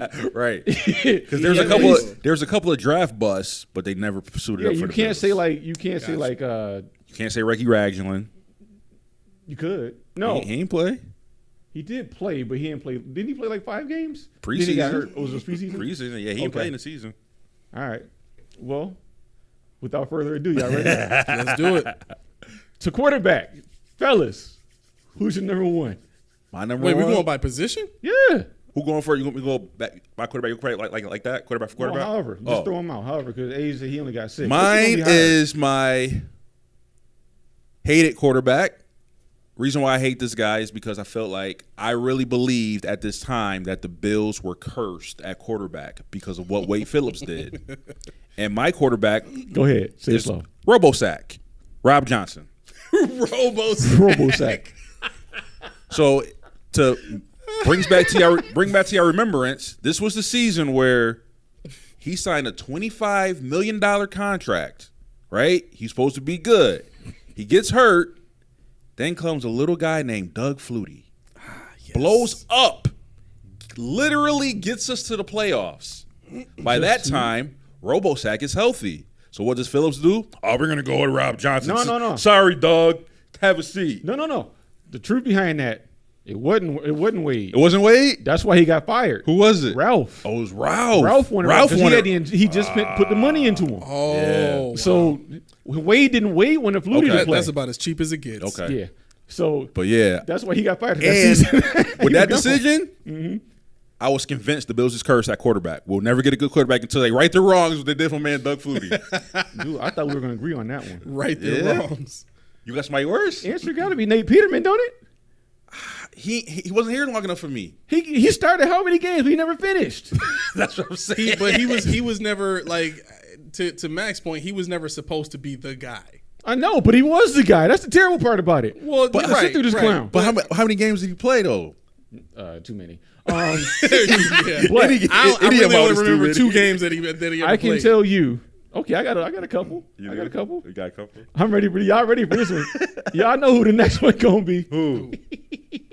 I love It's his gonna be. story, Hey man, why? This is my list. Hold on a second. What? It better not be my guy, man. Who's your guy?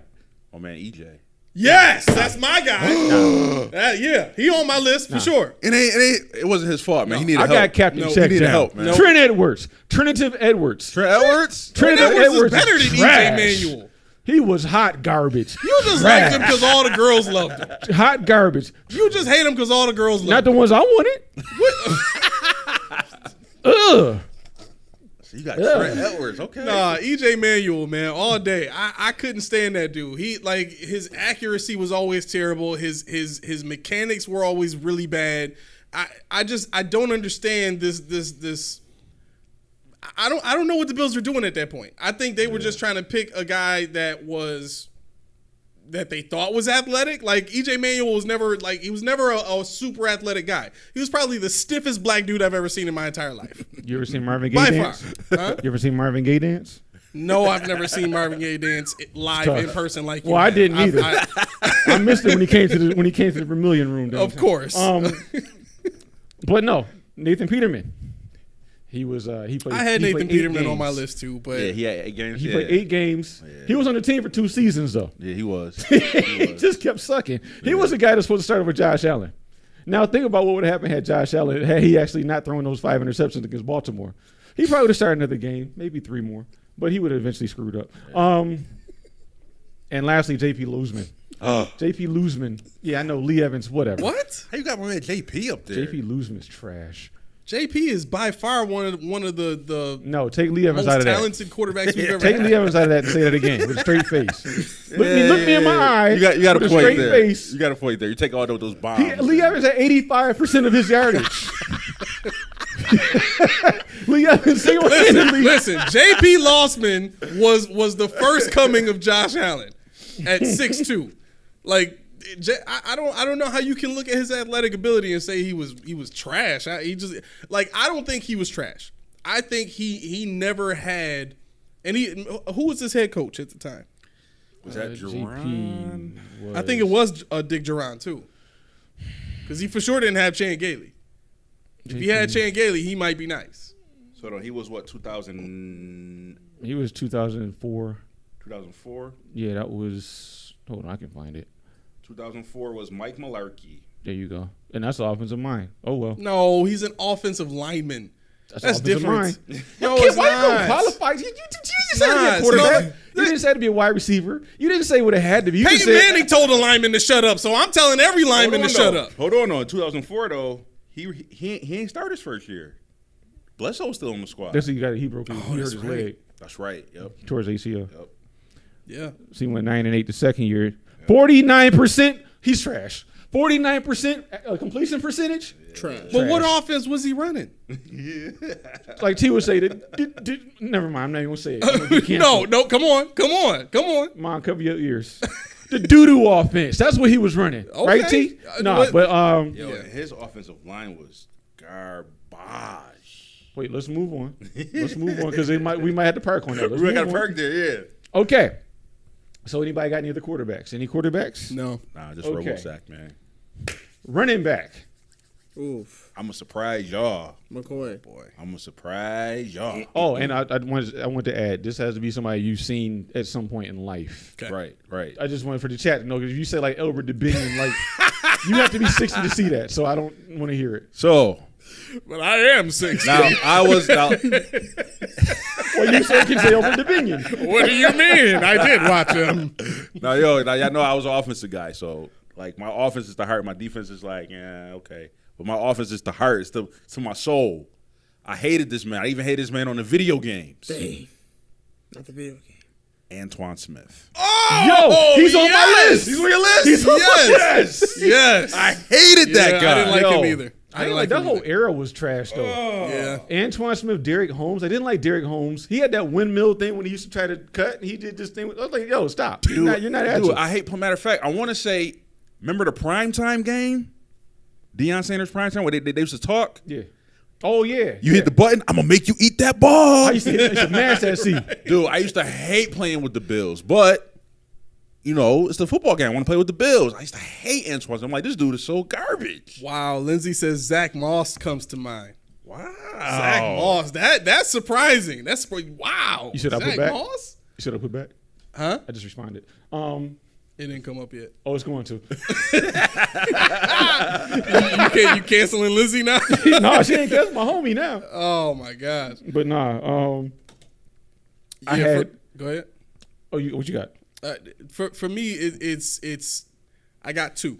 Go ahead. I got two. Okay. Travis Henry Not Travis. and Willis McGahee.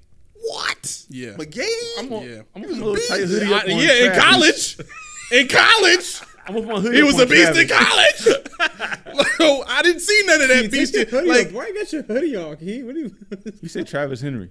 Travis Henry went for 1,400 yards on a broken rib and a broken ankle. he couldn't run away from anybody. Yo, He didn't have to. In a league with 250-pound linebackers, he couldn't run away from them. He was that dude. He was like, How? He was like, Payne, I seek you. He never had a touchdown run over what, 15 yards? Didn't want it. He didn't want it. He couldn't want get it. it. I That's don't know, what man. it was. My man Travis, he had some stats. He must not have played mad. Listen, he He had can have all the 1,300 stats he yards, want. 1,400 No. yards. 1488. How many touchdowns he had that year? No running back that runs a 4.7 can be on my list. Period. Oh, okay. Devin Singletary, you up next. Yeah, Devin Singletary is definitely up next. Hey, his nickname is the Motor. Believe it or not, The Motor. out of my son. three, he didn't make my list. Who? Singletary did not make my list. Good job, Keyshawn. I've seen cars with motors that ain't got no wheels. I have two. And they still faster than Devin That's all Singletary. I'm saying. I didn't see cars with motors that got no wheels at all. I'm proud of Keyshawn for not putting Singletary on there. I'm proud It was right for the taking. That must have been hard. Yo, I looked at it. I was like, they gonna expect me to do it. But this is who I put. Y'all gonna hate me for this. Who you got? I got multi reasons for this. Oh no. Frank Old Gore. I like Keith. Frank Old Man Gore. Hey, I was about to jump up. I thought he was about to say Fred. I was about to jump over the kid. I was about to strangle you. I was gonna do it just he to would've mess had with two you. people I was jumping gonna over do it the just to mess with you. Fred. It'd have been like Fred. What you say about Fred? What you say about Fred? You got kicked in your chest. You got kicked right in your chest. But no, I mean Frank Gore won. He was old, unnecessary. Yeah. And he got LaShawn McCoy cut. I know people don't like LaShawn McCoy, but who would you rather have? Right. You want LaShawn McCoy and Devin Singletary, or you want Frank Gore and Devin Singletary? Yeah. That just didn't make no sense. That shit was grounds for termination for McDermott right there. I'm gonna be honest. And there might be a lot of people that hate me for saying this, but I was not a fan of Shady. I know. That's why I said. That's why I qualified. Wasn't a fan of Shady? I Nah, was like not Shady. a fan of Shady. To I me, was a fan like of Shady. when you get used to an watching inside. guys like Fred Jackson and Marshawn Lynch and Travis Henry and Antoine Smith, all these big powerful backs that's blowing through tackles, and like I became accustomed to seeing that, and then when I saw running backs like Lynch and Jackson do it at a much higher level, it's like, this is it. See, it's my thing exactly is what I this. want. It's a guy that can run away from people and bowl through people. Like, I got a guy that's not. Don't get me wrong, I've seen some of Shady's highlights from Philly, but he wasn't necessarily that guy from Philly in Buffalo. He didn't have the line to do it first and foremost. That's the big and then thing, secondly, those were like the twilight years of his career where he's on the downside, right? Yeah. And for running backs, we know that hill starts at about 27, 28 years old, which is when we got him. I mean, as a builder, Marshawn Lynch averaged 3.8 yards a carry. So I'm like, I mean, more so, we know Lynch. Wait. What? Yo, Boz, you my man for that, bro. You my man for that. He said, who said Travis Henry wasn't fast? He has fathered at least 11 children by 10 different women. That's the quote of the day. Yo, we can stop the show right That's now. the We quote of the done. day. That's it. I don't even have to say that. You can drop the mic on that one, Boz. You killed it. Oh my gosh, that was hilarious. Oh, side note, I meant to say this. When I was watching the game earlier today in the Silverdome, never mind where it is, why on third down did they play the Rocky theme every time? What? Yeah. So why? Let me think. Where's the Silverdome? Pontiac, Michigan. Yep. Where's Rocky from? Philly. Philadelphia. Philly. Pennsylvania. You got to drive through 3 states to get at best to Detroit. Who the hell is thinking about Rocky and Gonna Fly? Where were Bills and Lions flying? Why are you flying?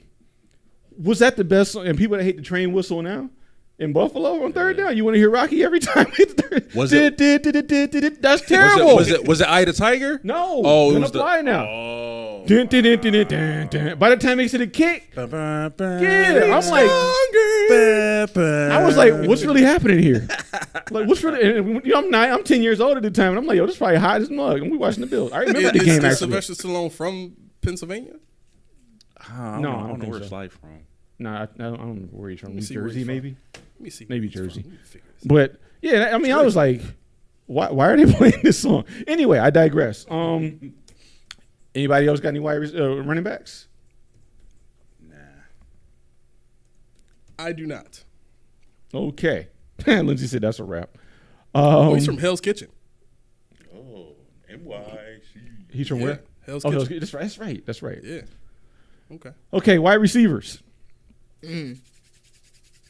It's only one answer. Kelvin Well, actually, Benjamin. there's several, but there's one that better be on everybody's list. Really? I got. Which he doesn't have. I can tell by what he said. I don't, Nah, they're scared. Look at them, chat. They're so scared. hey, this was a very, very depressing year for my Bills offense, and I was like, I just wanted to put the paper bag over the head, like when the Bills started, You because weren't like alone. Whatever year I it was. knew we wasn't gonna win at all, bro. At all. Number one, David Nelson. Ooh, what? David. Yo, he was Nelson. so garbage, but Fitz made him look good. Fitz Right, made him that's what Gabe Davis. That's what I'm saying. He went No. from being a wide receiver to a tight end and made it look good. Yo, He Fitz was- made him Gabe Davis. He was garbage. He was Garbage. Fitz made him Gabe Davis. Wait, No. you said But he Gabe wasn't Davis? garbage here though. Oh, but he was. Ask me how many yards did he have. He never broke close to 1,000 yards. He never even had over 70 catches. Dude, in 2011, he had I mean, he was 658 yards a with slot 61 receiver, carries. huh? He had 61 receptions with 658 yards and 5 touchdowns. Tell me that ain't Gabe Davis. That is Gabe Davis. Gabe Davis is better than that. Hold up. He had 97 targets. Who cares about the touchdowns? 97 He already caught 61 of them. No.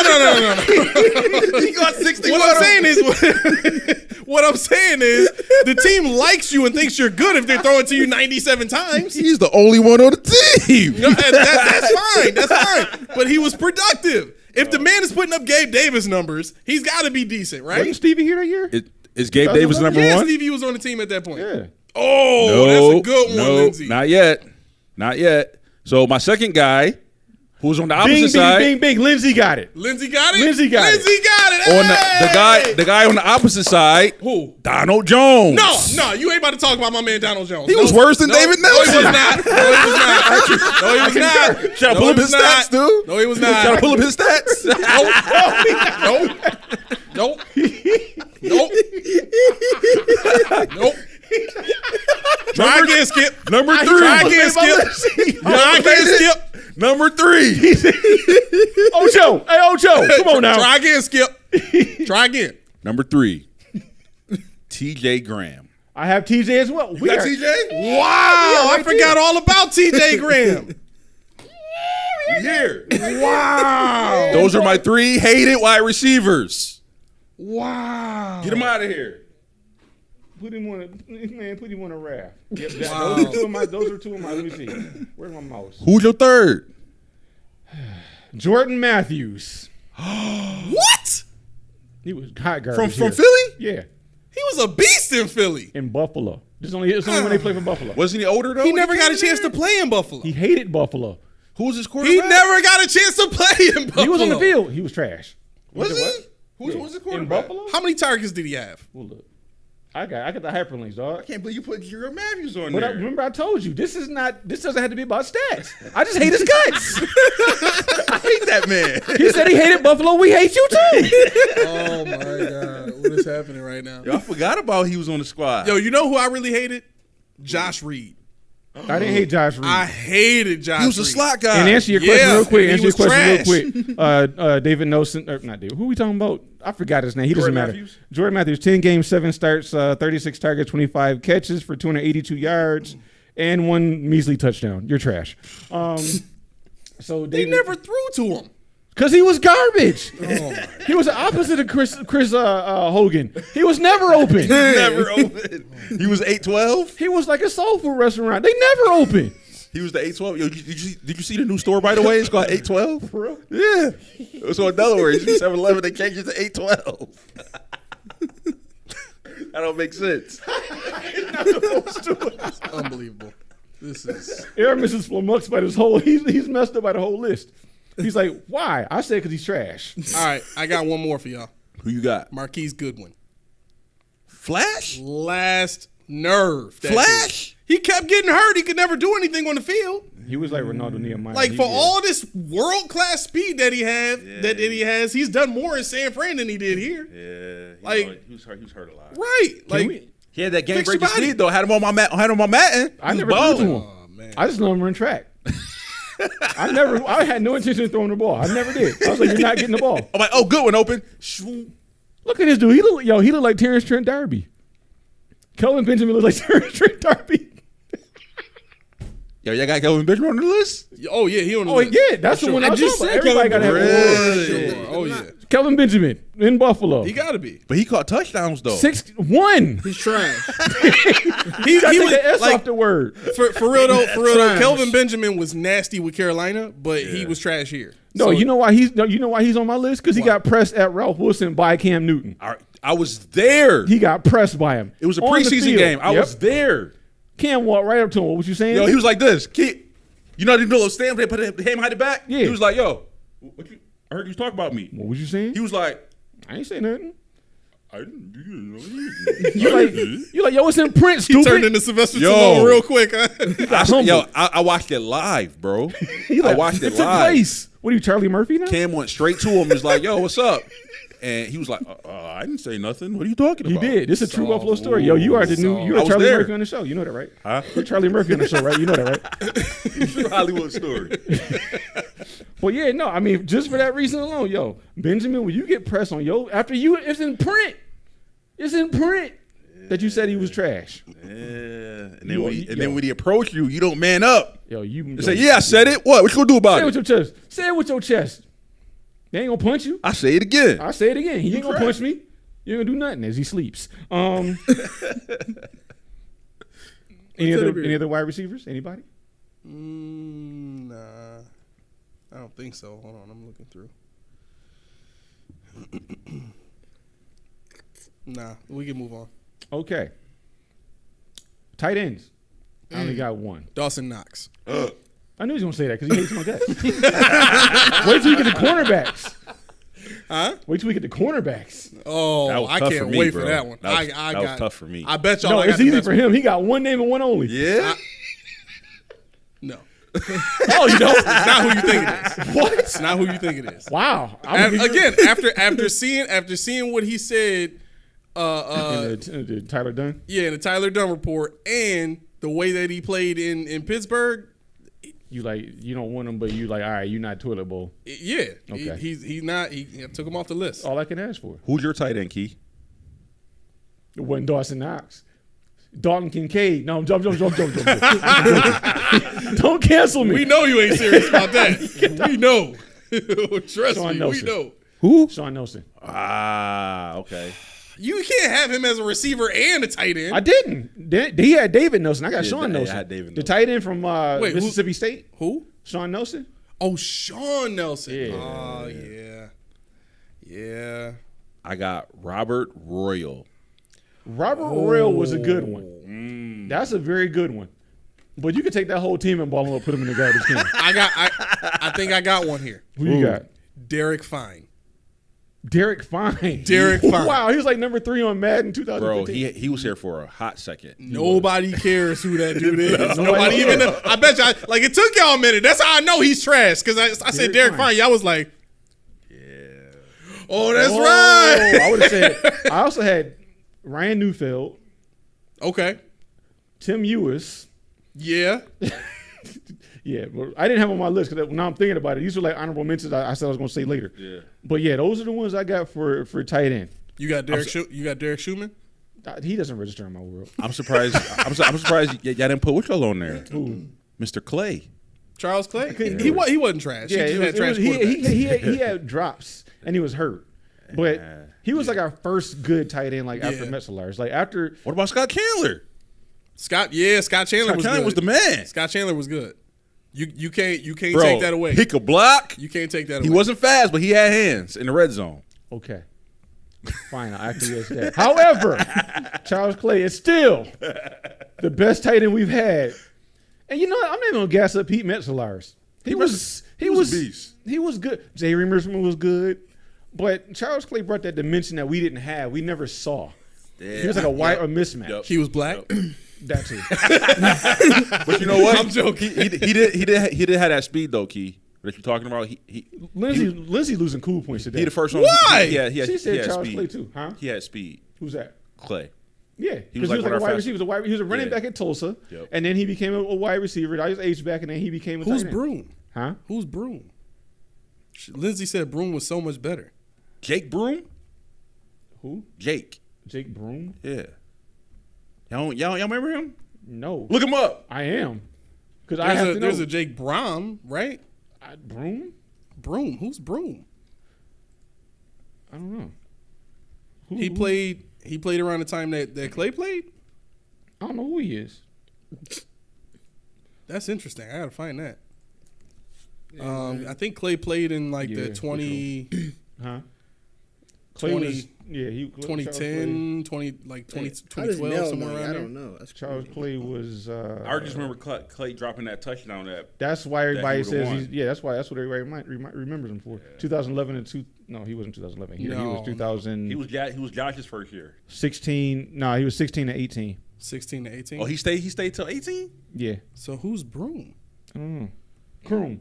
Oh, Jason Kroom. Oh, Jason Kroom. Okay, Jason Kroom. Jason okay. Kroom, I thought had potential. He was just slender, and he only could do one thing. He could be he basically was supposed to be like who's the guy? Like I saw Jason Kroom as Quentin Zach Quentin Ertz? Morris. Okay. Morris. Yeah, I saw him as that kind of player.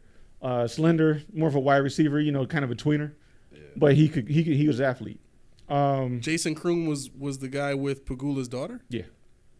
Really? That was when they dated Pagula's daughter. Wow.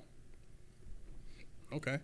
So I'm not gonna say, but to your point, I'm not gonna go to low hanging fruit on offensive line. I put some thought into this, but I got some honorable mentions we're gonna get into in a moment. I don't even have positions. I just said you're all garbage. Chris Williams. Remember Chris Williams? The number one draft pick or whatever he was? The guard? Yeah. Light-skinned black dude? Mike Williams. Yeah. No. Chris Mike. Williams. Chris. Watch that. I got Mike Williams on You my can have him list. because he fits the bill too. I forgot about him. He fits the bill. Yeah. Jonas Jennings. He's on my list. Whoa! Whoa! On my list. Whoa! Nah. He's on Y'all my got to list. take that back. Jonas Jennings? Y'all got to take that back. You Why? liked him? He was on my team. He was on my team. I built on Monday. I can't sit here and say, what do you mean what? You heard it. You Y'all had was Jonas right Jennings here. on there? I put Jonas Jennings at left tackle. How y'all gonna say David he trash? Questenberry's on my list. David Questenberry's on my list. You can't take him. I will give you Jonas Jennings, but you can't take Questenberry off my list. Vlad Dukas. Oh, yeah. He didn't bother me that much either. Why not? He kept coming back. Like they kept put this man in. He started over Wyatt Teller. Nah. Wyatt Teller was on the bench for him. I got one. Who you got? I don't know if you remember him. Jamie Nails. Yo, that dude, he looked like Guard. he had that Yeah. big gap. You remember him? Oh yeah, he had that big gap in his teeth. Yeah. He didn't really bother me either. He bothered me. Probably the gap. Nah. Mansfield Rado. Mansfield Rado was a turnstile and he was trash. Big number 66, I mean, but 2011.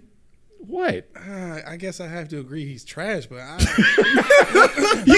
half of these guys I wouldn't even bother mentioning. He Like- wants to, so he like, I gotta argue this somehow. No, it's not that. Like, I guess I'm looking at it like in my mind, like guys that I've tried to mention are guys that were supposed to be good, or I've heard people say they were good, and I just don't think they good. Yeah. Like the guys y'all naming is like who remembers Mansfield Rado? Yo, you know what I'm his saying? name was Mansfield Rado though. Well, that's probably why you hate him, but I'm saying I don't think that's a reason to hate a man. Okay, Dusty Ziegler. Yo, I kind of like Dusty. Yeah, I like Dusty? I think I'm okay with Dusty. I like the Dusty. Y'all just Trey Teague. He's on my list. Yes. Center Trey T. He's on my list. Bingo! And I think one of you guys loved him. I think it was you, A. Who? Craig Urbick. Oh no, I don't like Craig Irvin. Okay, good. He was cool with me. Oh, He was come cool with on. me. Yeah, I don't like Craig. Bro, I don't know how you ain't got Mike Williams up there, bro. I forgot about him. That's He how was much drafted in the first round. Yeah, but play, like though? Mike Williams in my play? mind, like he just didn't have the discipline to keep his weight down. Like had he done that, he still would have been good because he was good his first year. I got you. So you know what I'm saying? So you don't think he was if he would have took care of himself, he would have been better. Right. That's all I'm saying. Like I think But- like his talent level was really good. That's why he got picked. At the time, Key, he was our highest pick. I know. He was I number know. 4, bro. Yeah. He was the 4th pick, dude. I know. Yeah. But I don't. It for me is Deion 6'6", Dawkins. 370. Wow. It's You went for the jugular. Yeah. I'm sorry. You Hands better down. get canceled. Deion Dawkins. Deion Dawkins. Deion Dawkins. Hey, I can't stand him. Hey, this was supposed to be the worst team. Yeah. Yeah. Just so you know. I get it. I'm the with you. bad side. I fully understand, 100%. Yeah, I got it. I'll take a psych test and everything. He's still on the list. He's still on the list. Still worth. Like to me, I've never seen a player get more publicity and get more credit for being slightly above average ever before in my entire life. But you come out, your name is the Snowman. You already Everybody Snow. Yeah, you already But Snow University. That's what I'm saying. Like because you gave yourself a nickname and people think it's cool. You hang out with Benny the Butcher and people think you cool. Yeah. Like that. Those are the things that make him popular. It's not like people aren't sitting here talking about how many Pro Bowls Deion Dawkins has. They're talking about the Snowman. They're talking about his Snowman. nonprofit that he does every year, which is really good. Yeah. But if those are the things that get people to talk about you and make you a name in the city, not your play, then to me that's a problem. Like if you had all of that and you were, all pro and people talking about you like, yo, that's one of the top 5 tackles in the league, then okay, cool. But this man is getting Pro Bowl votes. This man is going to the ESPYs. Like he's got all of these different types of points of attention from media and from fans and stuff like that. Yeah. And to me, he hasn't really earned all of that. Would you be mad at if he goes to the Hall of Fame? I think I would be. Eric be like, no. Like if you think about it, every single offensive lineman that we have right now has benefited from having Josh Allen as their quarterback. Man, I can't argue there. He doesn't get sacked because he doesn't get sacked. Right. Not because they don't let him get sacked. Right. It's not because you're blocking like this great wall of China where he can't get touches because of how he plays. Right. Every single time, like this year, a perfect example. This year, we want Josh to stay in the pocket. We want Josh to make good decisions from the pocket. We don't want him running off to his right and throwing all the way to his left. When they did that, Josh was trash. Bottom line, he didn't trust his offensive line. That tells you all you need to know. Yeah. Most talented quarterback in the league, scared to death to stand behind his offensive lineman. Period. That says it all to me. Deion Dawkins is trash. Deion Dawkins. You already know. Yo, I'm sorry. He went to URD Snow University. He got in the Ball so higher university. He just didn't want to go. All right, I got one more guard. What you got? Chris Valerio. Really? Yes. Why? Chris Valerio. My thing with Chris is wait, what year did he play? That was like 2000 and. This is my thing with Chris Valerio. He was on the team, right? And it just appeared that, we can't get any better, so we'll just keep rolling with Chris. And I'm like, why? 4 through 6. He's not good. 2004 through 6, yeah. He's not good, but who you roll with? We're going to roll with Chris again. Why? Made me mad. Pissed me off, man. This guy's not it.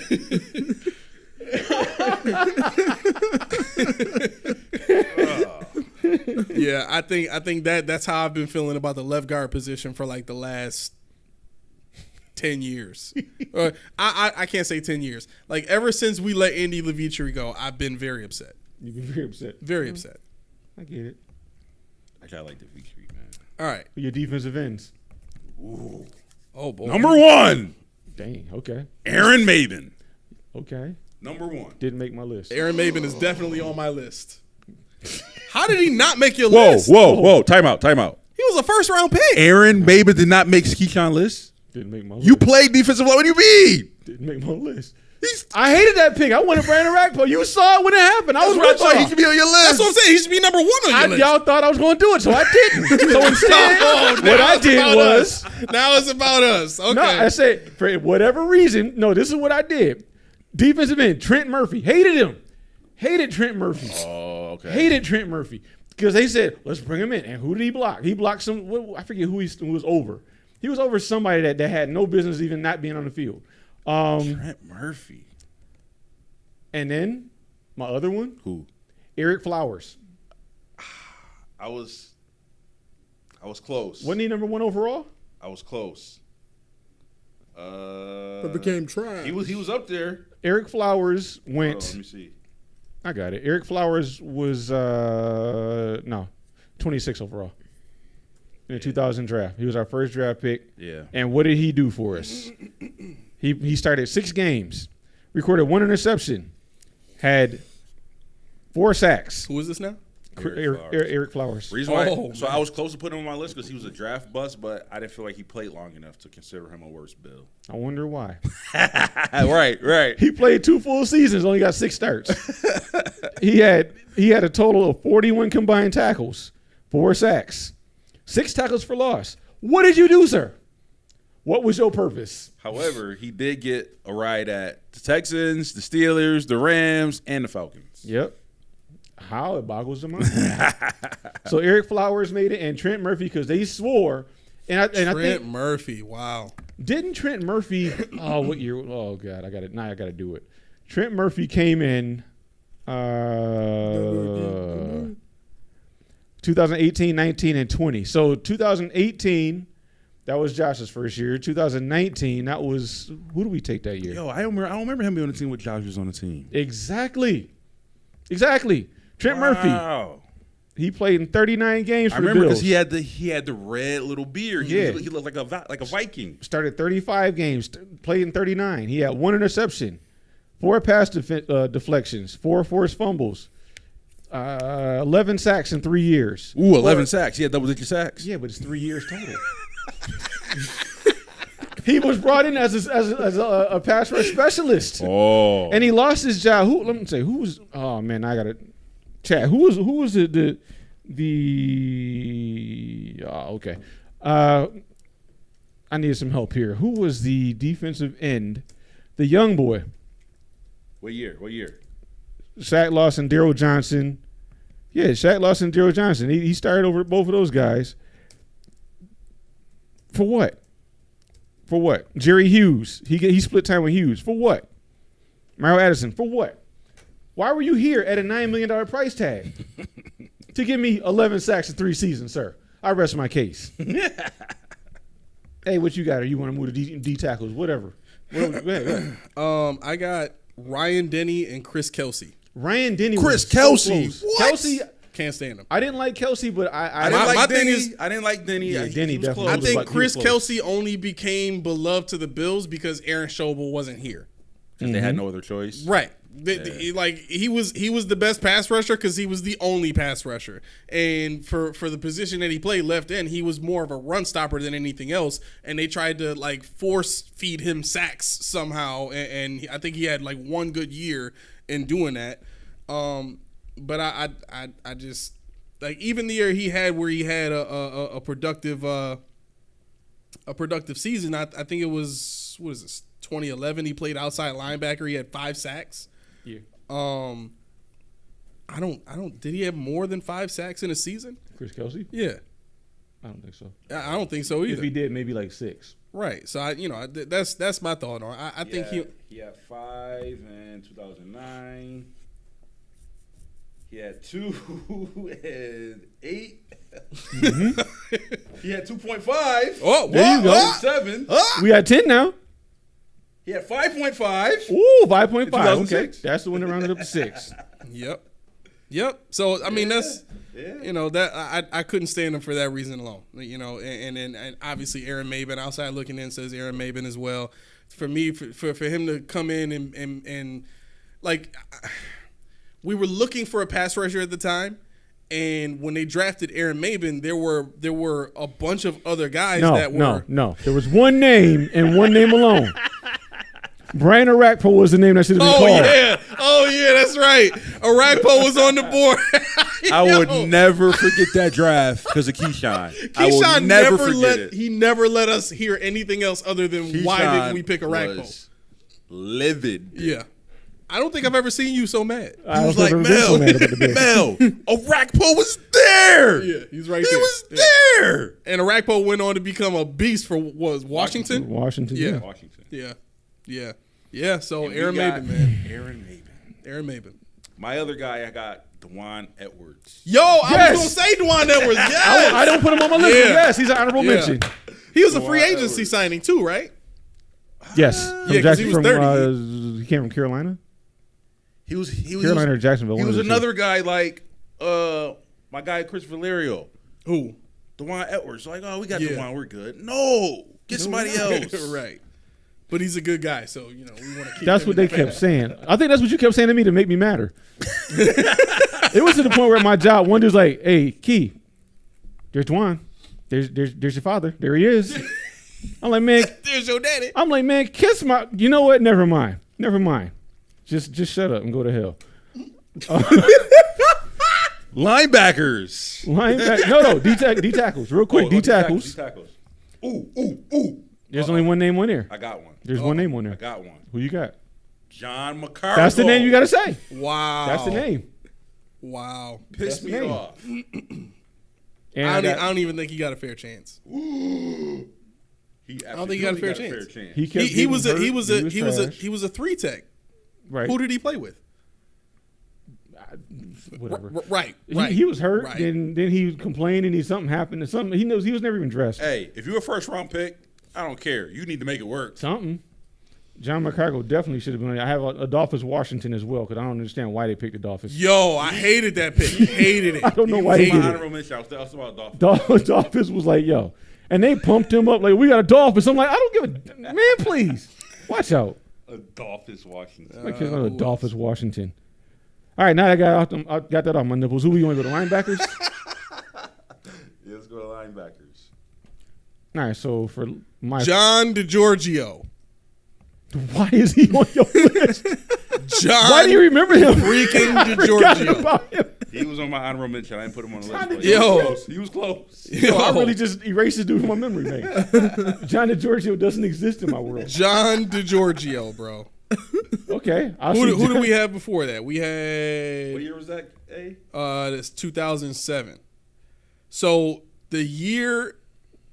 So London Fletcher played until 2006. The following year, they go with John DiGiorgio. Middle linebacker. See, You had the pinnacle of middle linebacker on your team, was that Fletcher? Fletcher, right? And you know what a good linebacker is supposed to look like. So what do? You throw all that in the trash and you say, John DiGiorgio, come here. You're going to be my starter. Here you go. Here's the keys. To A's point, it only lasted 1 year. Right. Because he was that garbage. Right. John DiGiorgio, number one. A guy who played right next to John DiGiorgio, Please say it. Please say it. Angelo Crowell. No. Angelo No. I had the other one. I had Keith Ellison. Come on, Skip. I had took him off. Come on, Skip. I took him off. No. What? Ojo. Ojo. Right, Ojo. That's unbelievable. like the Crowell? Crowell was a tackling machine. He was the best linebacker. Look, this is who he played with. He played with Keith Ellison and John DiGiorgio in his first year. Yo, you say John DiGiorgio, I'm going to get the bottle and drink it. He had Chris Kelsey, Aaron Schobel, and Kyle Williams. As linebackers? No, in front of him. In front of him for defense. Right, but what I'm saying is he still got tackles. Angelo Like Keith Crowell. Ellison didn't do anything. John DiGiorgio didn't do anything. Crowell was still on the team. Where is he? I will see your Angelo How the heck Crowell. did Ellison still stay on the team? That's He's what- on my list. He's staying on my list. Crowell was a free agent and left. I will see your why he Angelo left? Crowell. Garbage. Didn't he go to Tampa Bay? Huh? Didn't he go to Tampa? I don't know. I'll see your Angelo Crowell and raise you with Preston Brown. No, you're not gonna put Preston Brown on the list. Yeah, yep. I couldn't stand. Oh, it Yep. hurt, don't it? Yep. Oh, it hurt, don't it? Preston Brown, yeah, I can't stand him. I can't stand Couldn't him. stand He was Preston. slow. He could tackle though. He had mad tackles. He was slow. He was the leading tackler on the Buffalo Bills squad. He had no idea what receivers and tight ends were doing. That wasn't his job. His job was to go, seek, kill, and destroy. He was a tackling machine. He didn't have any sacks. He was a tackling machine. He's good for one. He led the team in tackles. He did. Preston Brown, you my guy. Hey, You'll I always got- be my guy. I gotta let him have that because I said the same exact thing about Crowell. So I was thinking, I'm like, y'all just having semantics right now. It's the same dude. I got one. They were the same guys. I got one that might anger you guys. Okay. I think you just anger him. Y'all ready? I don't think I'm gonna be angry. I don't know. Okay. Calvin Shepard. Oh, he's on my list. He's on the list? Calvin Shepard got us Jerry Hughes. That's the only reason I like him. Right. the only reason I like him. They traded him away. They admitted he was trash. Right. They got rid He of him. admitted I was trash. Yeah. There's some people who kind of like him. Who admitted Calvin Shepard was good? Some people kind of liked him. Please. Who? And where If- these people? if Show you yourselves. If anybody out there thought Kelvin Shepard was great, shame yourself and let us know, please. Show yourself. When and from what sample size? Oh my God. Okay. I think anybody got any more linebackers? Middle linebackers or Any. outside? Any. Any? Nah. Kavika Mitchell. He was on the honorable mention. I was looking at Kavika. I was looking at him. Kavika? Yeah, I was looking at him. He came here from the Giants, and people were touting him up like he was like the next Takeo Spikes or something Yeah, I like don't know that. why they Like, did that. I was a Giants fan. So I have no idea what they were talking about. Right. So, but the way that they talked about him coming here is like I know how to win, and I'm gonna do what I can to Wait, help. was he on the Buffalo. Super Bowl team? Huh? Was he on the Super Bowl team? That's why. Well, I know, but he came here and Oh, did I'm not telling nothing. you, I'm saying that's why. In my mind, I had a self-realization. That's why. But no, I'm thinking, what about? Well, no, not what about. I'm sorry. That year, Kavika Mitchell doesn't register in my word because I wanted Antonio Pierce that year. Ooh. That's who I wanted when we got Kavika. I did want Antonio Pierce. So that's right. Yeah. Kavika's like whatever. I'm not. Everything that he did in Buffalo was above and exceeding my expectations. Only because he was the scrub I didn't want. D-backs. I'm interested. A first. No, A first. I got to know. Go ahead, A. I went with Ashton Ubodi. Yeah! Yo! Yo! Your booty is on the list. Your booty is on the list. Yes. What would you say? Say a little louder. Your booty.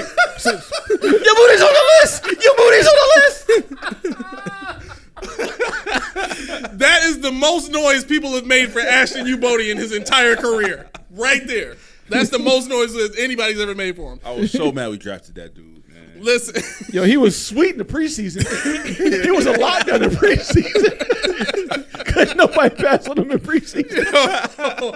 Why is he not playing in the regular I could care less. I could care less. I hated the fact that where he was drafted and them trying to give him reps, and he just could not cover anybody to save his life. And then not only that, but for some reason, everybody from the media always wanted to talk to him. So I had to go watch everybody walk up to this human turtle with the longest neck ever and the smallest head ever and answer questions that didn't need to be asked in the first place. I can't stand the dude at all. I can't stand him. Oh, he's definitely on the list. I will refute all that and raise you. Who? Justin Rogers. Justin Rogers was exactly. Remember when Stephen Hill thought he was good? It was on Justin Rogers. Everything that happened on the Bills was on Justin Rogers. Everything in the name of holy. What year was that, Keyshawn? Justin Rogers was God, don't make me relive it.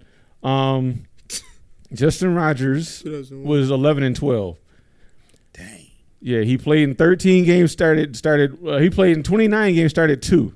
Dang. He had 2 interceptions. Oh, he had 2 picks though. So, so basically, hey, you see my screen? This right, approximate value. He was a 1, right? 1 is the worst you can get. That's as bad as you can be. Wow. 1, and he got it. He achieved it. So that means in those 2 years, he was the worst quarterback in the league. Wow. All right, I got one more. One more. Uh-oh. Let's see, you on the list.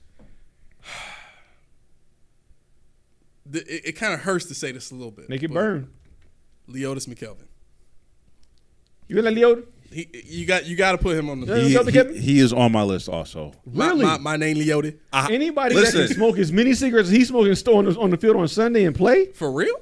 It pained me to put him on the list though because I felt bad for him. Yeah. I felt bad for him. Like his talent, his ability, like the quickness he had, the speed he had, the size he had. I feel like he had all the athletic ability and the talent, but it just did not translate. He could well never put it together. Right. Nope. Right. It was the cigarettes. And two, Yeah, cigarettes, definitely cigarettes. and two, what happened on the Monday night game? Well, see, I was there that day with you, and I told you don't call your father and say anything to him until that game was over. And what happened? That was B. Those both of y'all, because I said don't do it, and sure enough, what happened? And now his lawn being burned. Bro, we was about to beat the Patriots. Yeah. So. In New England. We had him. New England, right? We had him. That was the first game of the season too, right? That was like Yeah. them coming off a Super Bowl. Yeah. Man. Leotis McKelvin. Calvin. Okay, all right. Who you got, Key? I I got 2 more on mine. I'm surprised y'all didn't mention Kiko Alonso for linebacker. I kind of like Kiko. What? Yeah. Kiko Alonso, the legend of Kiko. But I forgot. What are we doing? Chat, what are y'all doing? Keep me honest. What? Cornerback. Y'all know who Miss Kimmy is on Instagram, the one that cooks? Yeah, I know her. Who's the cornerback we also have on our list? Vontae Davis. Why? Because duh. But he never played a game. He played half of one. He played half a game. Literally No, half you of gotta one. finish the whole game, man. You Nope. just said you That's can't 'cause be on no duh. funny stuff. You just said He you can't be walked on out no on funny your stuff. team, Right. literally in the game. No, he was right to do that. Imagine being at Delaware Park. You were How- in how good was that 5-on-5, team? How and good- somebody on the field at one point in time said, "You know what? I don't even want to do this no more." You're on How 5-on-4 now. good was that Nobody team? got Was next. he wrong for doing it? Yes. How? Because he didn't do it for the team. Who said it? Was it Shady? No, what was it? Who It was said Shady and somebody else, and they was I like, ain't "Yo, got it no more. yo, you out? Yeah, I'm out. What do you mean you done? I'm done. You done? Like you leaving right now? Like I'm not playing. He said, no "I ain't more." got it no more," and he just left. It wasn't nothing about it. I ain't got it no more. You didn't know that before the season started. You didn't know it before you signed. At least stay on the team. Fake an injury. Finish the game. Right. What First you doing? game. First and game, bro. they said it Nah, I can't do this. at no more. halftime. That's egg on our face again. Y'all just sit here and said it was okay for me to tell my son if the team is trash, come on, we going to another team No, I that's didn't say gonna that. win. I didn't say that was you him. might not have, but you definitely said, okay, that's cool. But my man can't take his jersey off in the middle of the game. He can take his jersey off, but don't walk out the facility. But he wasn't saying the team was trash. He was saying I'm trash. That's what he said. That's literally what it was. No, that's literally what it was. He said, "I'm trash. I can't do this no more." can't do this no You more. just realized that? But how can he be trash for that? He's admitting it. No, you trash. You can't call me trash if I've already called myself trash. Yes, I can. I've Don't already negative. graded That's like me playing basketball. Like, hey guys, I'm not that good, so don't pass me the ball. Right. You gonna pass you the ball? You gonna shoot the ball? No, I'm not that no, good. that's not. Right. Not at all. If That's like- if I miss and I already told you I'm trash, That's you your fault. can't That's say not what right. happened. That's your fault. No, that's like, hey, yo, Mel, fast break. He bricks it out the backboard. It's fast. The ball bounces to the half court. He's like, you know what? I'm I out. suck. You know what? I'm out, guys. Like, you know what? I thought I had the juice. Yeah, but I ain't got it. even if he did do that, I'm not spending time after the game talking about how trash that layup was. I don't care nothing about that. Yeah, of course you are. Of course you are. I'm telling the little boy, yo, that was garbage. What was that? I have a, Yo, you see what Boz AC said? He got a taste of McDermott's halftime speech. That was it. Yeah, that's it. That Yo. was Nah, you got a new friend. it. Man, me and Boz right here, man. Straight up. So safety. I have a player for safety. Huh? I Okay. have go a ahead. safety. Bakari Rambo. Ooh. I kind of like Rambo. I kind of like him. That's tough. tough. That's tough. That's When he tough. was- Bakari Rambo. That's tough. He was a hitter. I He think never I was did asked like to really Rambo when he play. was here too. Oh, that's He was tough. never really asked to play. Oh man, That's tough. he was one of those players where you could see that there was some potential if he was in the right system. I just for his sake, I don't think he was playing in the right defense, but you know, we had a lot of we had a lot of players like that. We going DBs overall or Whatever you got, because we did the corner, but if you got more, go ahead. You got safeties, quarterbacks. Coy Wire? He is on the list, sir. Coy, You know what's funny about Coy Wire? Wire? He's on the list. When I saw Coy Wire in person, I said, yo, I could play football. And that's why I tried that semi-pro thing. Yeah. Because I said, this little dude is a linebacker? Ain't no way. Bro. Let me see what's going on. Living right. Yo, I was watching this Dave Chappelle stand up on YouTube, and this he actually gave the audience a chance to ask questions and stuff like that, you know, because they paid significantly more than, and this might have been part of the joke, but he was like, you know, y'all paid $800 for these tickets. I just did a show last week. They paid $60. You know what I mean? But anyway, so he's letting the people ask questions, and this one dude gets up and goes, how did you get started in stand up? You know, what did you do? You know, and he kind of prefaced it by saying, you know, because you know, I never really thought about doing stand up before, but you know, now that I watched you, and Dave Chappelle took it right there. He was like, he looked at everybody else in the audience, and they all started laughing. He was like, I never thought about being an astronaut, but you know, I watched you do it. It's got to be that easy, right? That's exactly what we're saying about Coy Wire. Like, If you could do it, I could was do like, it. right. I said, nah, ain't no way. Ain't Right. no way. To me, Coy Wire was the more humble version of Deion Dawkins. Like, he got all this publicity, he got all these spots on shows and media coverage and stuff like that because he was just good talking to people, right? And in Buffalo, when you're good at talking to people, that works for you if you're on the Buffalo Bills because everybody wants a piece of you, right? But never did he earn it. None of his stats showed that he was worth a damn. And he never made an impact in the game. Like, people talked about how hard he can hit. When did he ever do that in the point that mattered? So for me, number one is Coy Wire. Coy Wire. What y'all got? I got Jim Leonard. Ooh, okay. Yeah, Jim Okay. Leonard got on my nerves, dude. Jim They Leonard. kept bringing him back. He was always more of a special teams player yeah, anyway, but they kept lauding him as a safety. Yeah. Then when he left, he went to the Jets. They said, we got to have him back. We got him back. Everybody cheered. They hoisted him on their shoulders. Right. They hoisted him up and carried this man down to City Hall and said, let's give him a key to the city. Why? I'm like, whatever. Jim Leonard, get out of here. And my other safety, Jaquan Johnson. I just couldn't do What? Jaquan Johnson. He ain't that bad. I mean, I just couldn't do Jaquan. I mean, every time somebody caught something big, he was somewhere in the vicinity. And I'm like, yo. He was close to the play. I'm like, why is he out there? I'm like, put Cam Lewis out there. okay. How did y'all feel about Denoris Cersei? I liked him. like Denoris. I like Denoris. Really? I Yeah, like liked Denoris. I did. I don't think he fully matured to where I thought he was going to, but I thought he was okay to me. I thought he had potential, man. Yeah. I thought he was going to grow up to be like a nice defensive cornerback. Right. man. He did not. You ain't like him? I didn't like him. You ain't like Cersei? To me he was a box safety.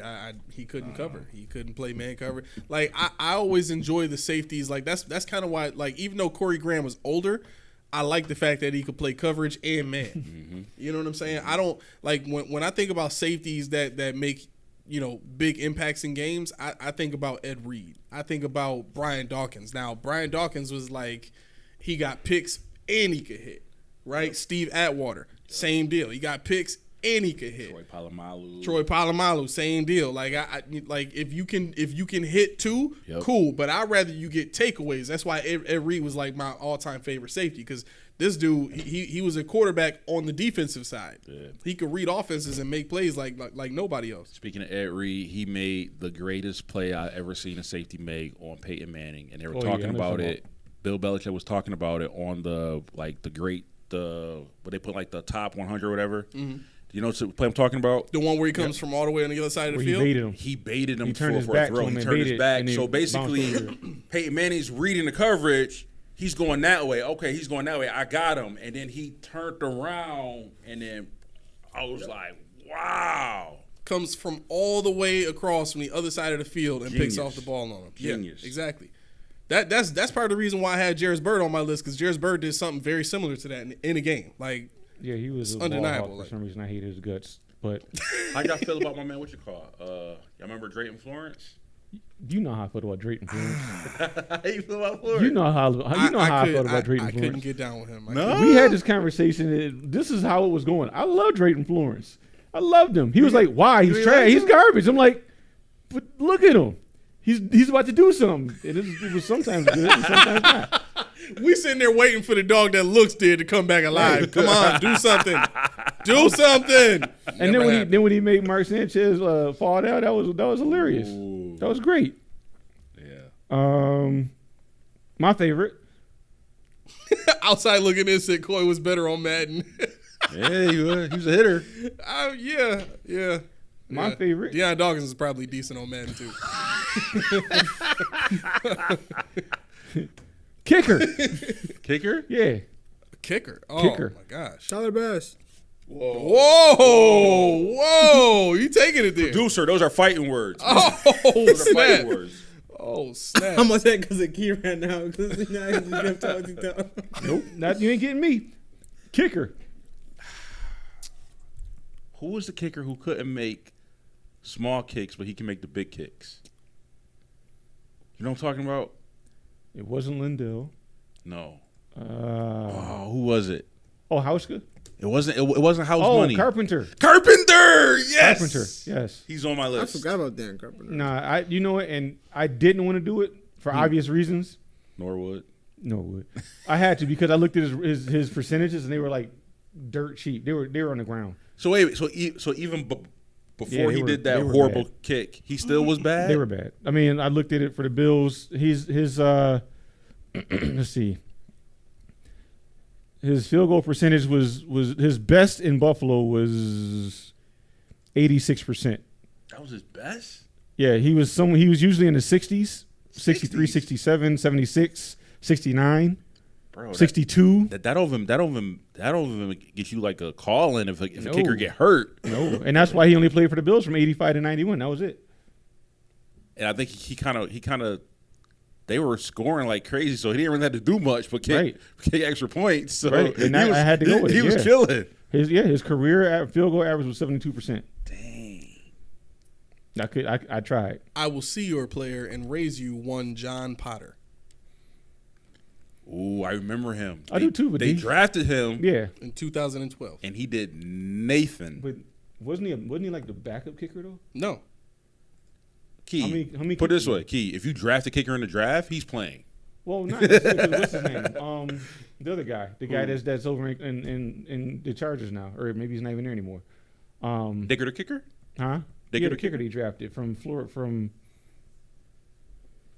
what the heck was his name? I can't even remember his name now. But yeah, You talking about Dustin Hopkins? Hopkins. Yeah, I mean, same deal. He was a kickoff specialist. They drafted him as so. I don't know if Potter was the same or if he actually got kicks in. Oh, That's what I'm saying. It does say he was more of a kickoff specialist. Yeah, but so yeah. Okay, so they kind of knew what they were getting. right. Like, They had him as a right. You wasn't meant to kick field goals. You just be the kickoff. Right. But that also tells you how trash you are. if all you get is kickoffs, like I could put a soccer player out there. And that get a tells you how good trash kickoff. the organization is to put you out there. That's Draft you as a also kickoff true. specialist. Yeah, Right. for them to have one guy just to kick kickoffs, Right. Unbelievable. And punter. So to be fair, I didn't even understand what the punter position was until I was like I know you didn't. 18, 19. You because I was probably a still kid. don't understand When I was a kid, I'm like, yo, no lie.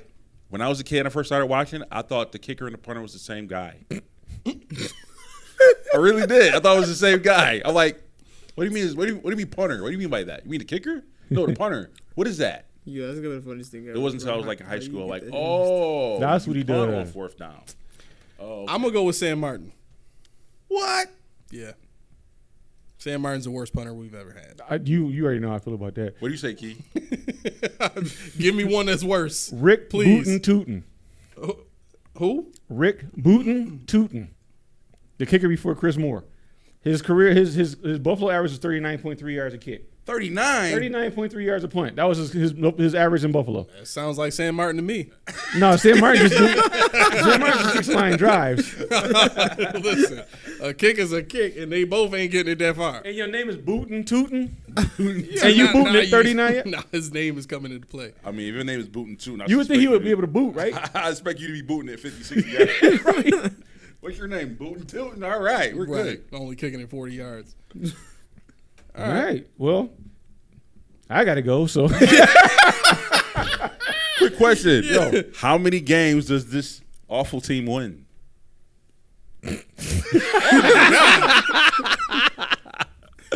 Do you think they can make it to one game? No. I don't think they're going to finish the game. I think. Wait, we're talking about against today's NFL players, or I mean, like, just if that was your team and your dad to play like against competition in NFL, how many games do you think they win? I'll put it this way: the 0-16 Lions Yeah. could have beat this team. that? Oh, easily. Easily. Yeah, No, The humor is how bad. that They might would be have. what They we- would have not been 0-16 if they played this The business. most spectacular butt whooping there ever was. And the last thing I wanted to say before, this is a cute story my mom actually told me about my son. Went over there on Wednesday while we had things going on. And she said they were sitting outside on the porch and he's eating his food or whatever he's doing. He's in the back screaming out loud. Everybody subscribe to my dad's podcast, the Post Podium Podcast. He's on the porch and screaming it. Yo. Everybody subscribe to my dad's podcast, Post Podium Podcast. Yeah, so, hey, if you know somebody, tell them to do what my son said. Subscribe, like that, put the like button. Yeah. We're at what 92 right 92. now. Man, 8 more, and we can throw a party. All right, can I ask the question? Yes. All right, so Wait. Because you got to go, gotta right? Yeah. Okay. Can we save these until? yeah. Okay. So we're gonna address these Monday. Sorry we didn't get to those. No, questions. it's okay because you guys are having We're gonna guys that are watching. We're gonna start our our look at the Bills series where we go through position, see what they can do, what they have, what they had, and where they go from there. So stick around with us, and if you like anybody, if you know anybody that knows anything about the team or free agents, anybody in the draft, or any draft gurus out there, tell them to join along, because the more the merrier, and we have a great conversation like we just did. But yeah, so Junie, you're gonna, especially Monday, we're gonna go through quarterbacks, Josh Allen, end the story. Have questions, we'll be ready for you. Of course. All right, that's it. If you hear the music, hopefully it's a little bit lower this time and you guys can hear me just fine. But I got to get out of here because Key got to get out of here, which means I'm going to make this quick and I'm going to really do it in 90 seconds. So if you like what you heard today and you know somebody else that's interested, please give us a referral. You can share the link. You can send them an episode that you think they would like, however you want to do it. We would greatly appreciate that. With that being said, like, subscribe, subscribe. All right, make that thing. Ring-a-ling-a-ling. Oh, he holding me up on purpose. All My right, bad, moving my right bad. along. I'm looking at the chat. I'm trying to refine the people Moving here. right along. Make sure you tune in Monday. We usually go on live at about between 6 and 6:15, somewhere around there. Between 6 and 7, because I know there's times we got it on 6:30. Anyway, this has been the Post Podium Podcast live, home of the All Truth, No Sodium Takes. I have been your co-host, Aramis, Melly Mac. And this Key. and we will see you on Monday. Peace. Deuces.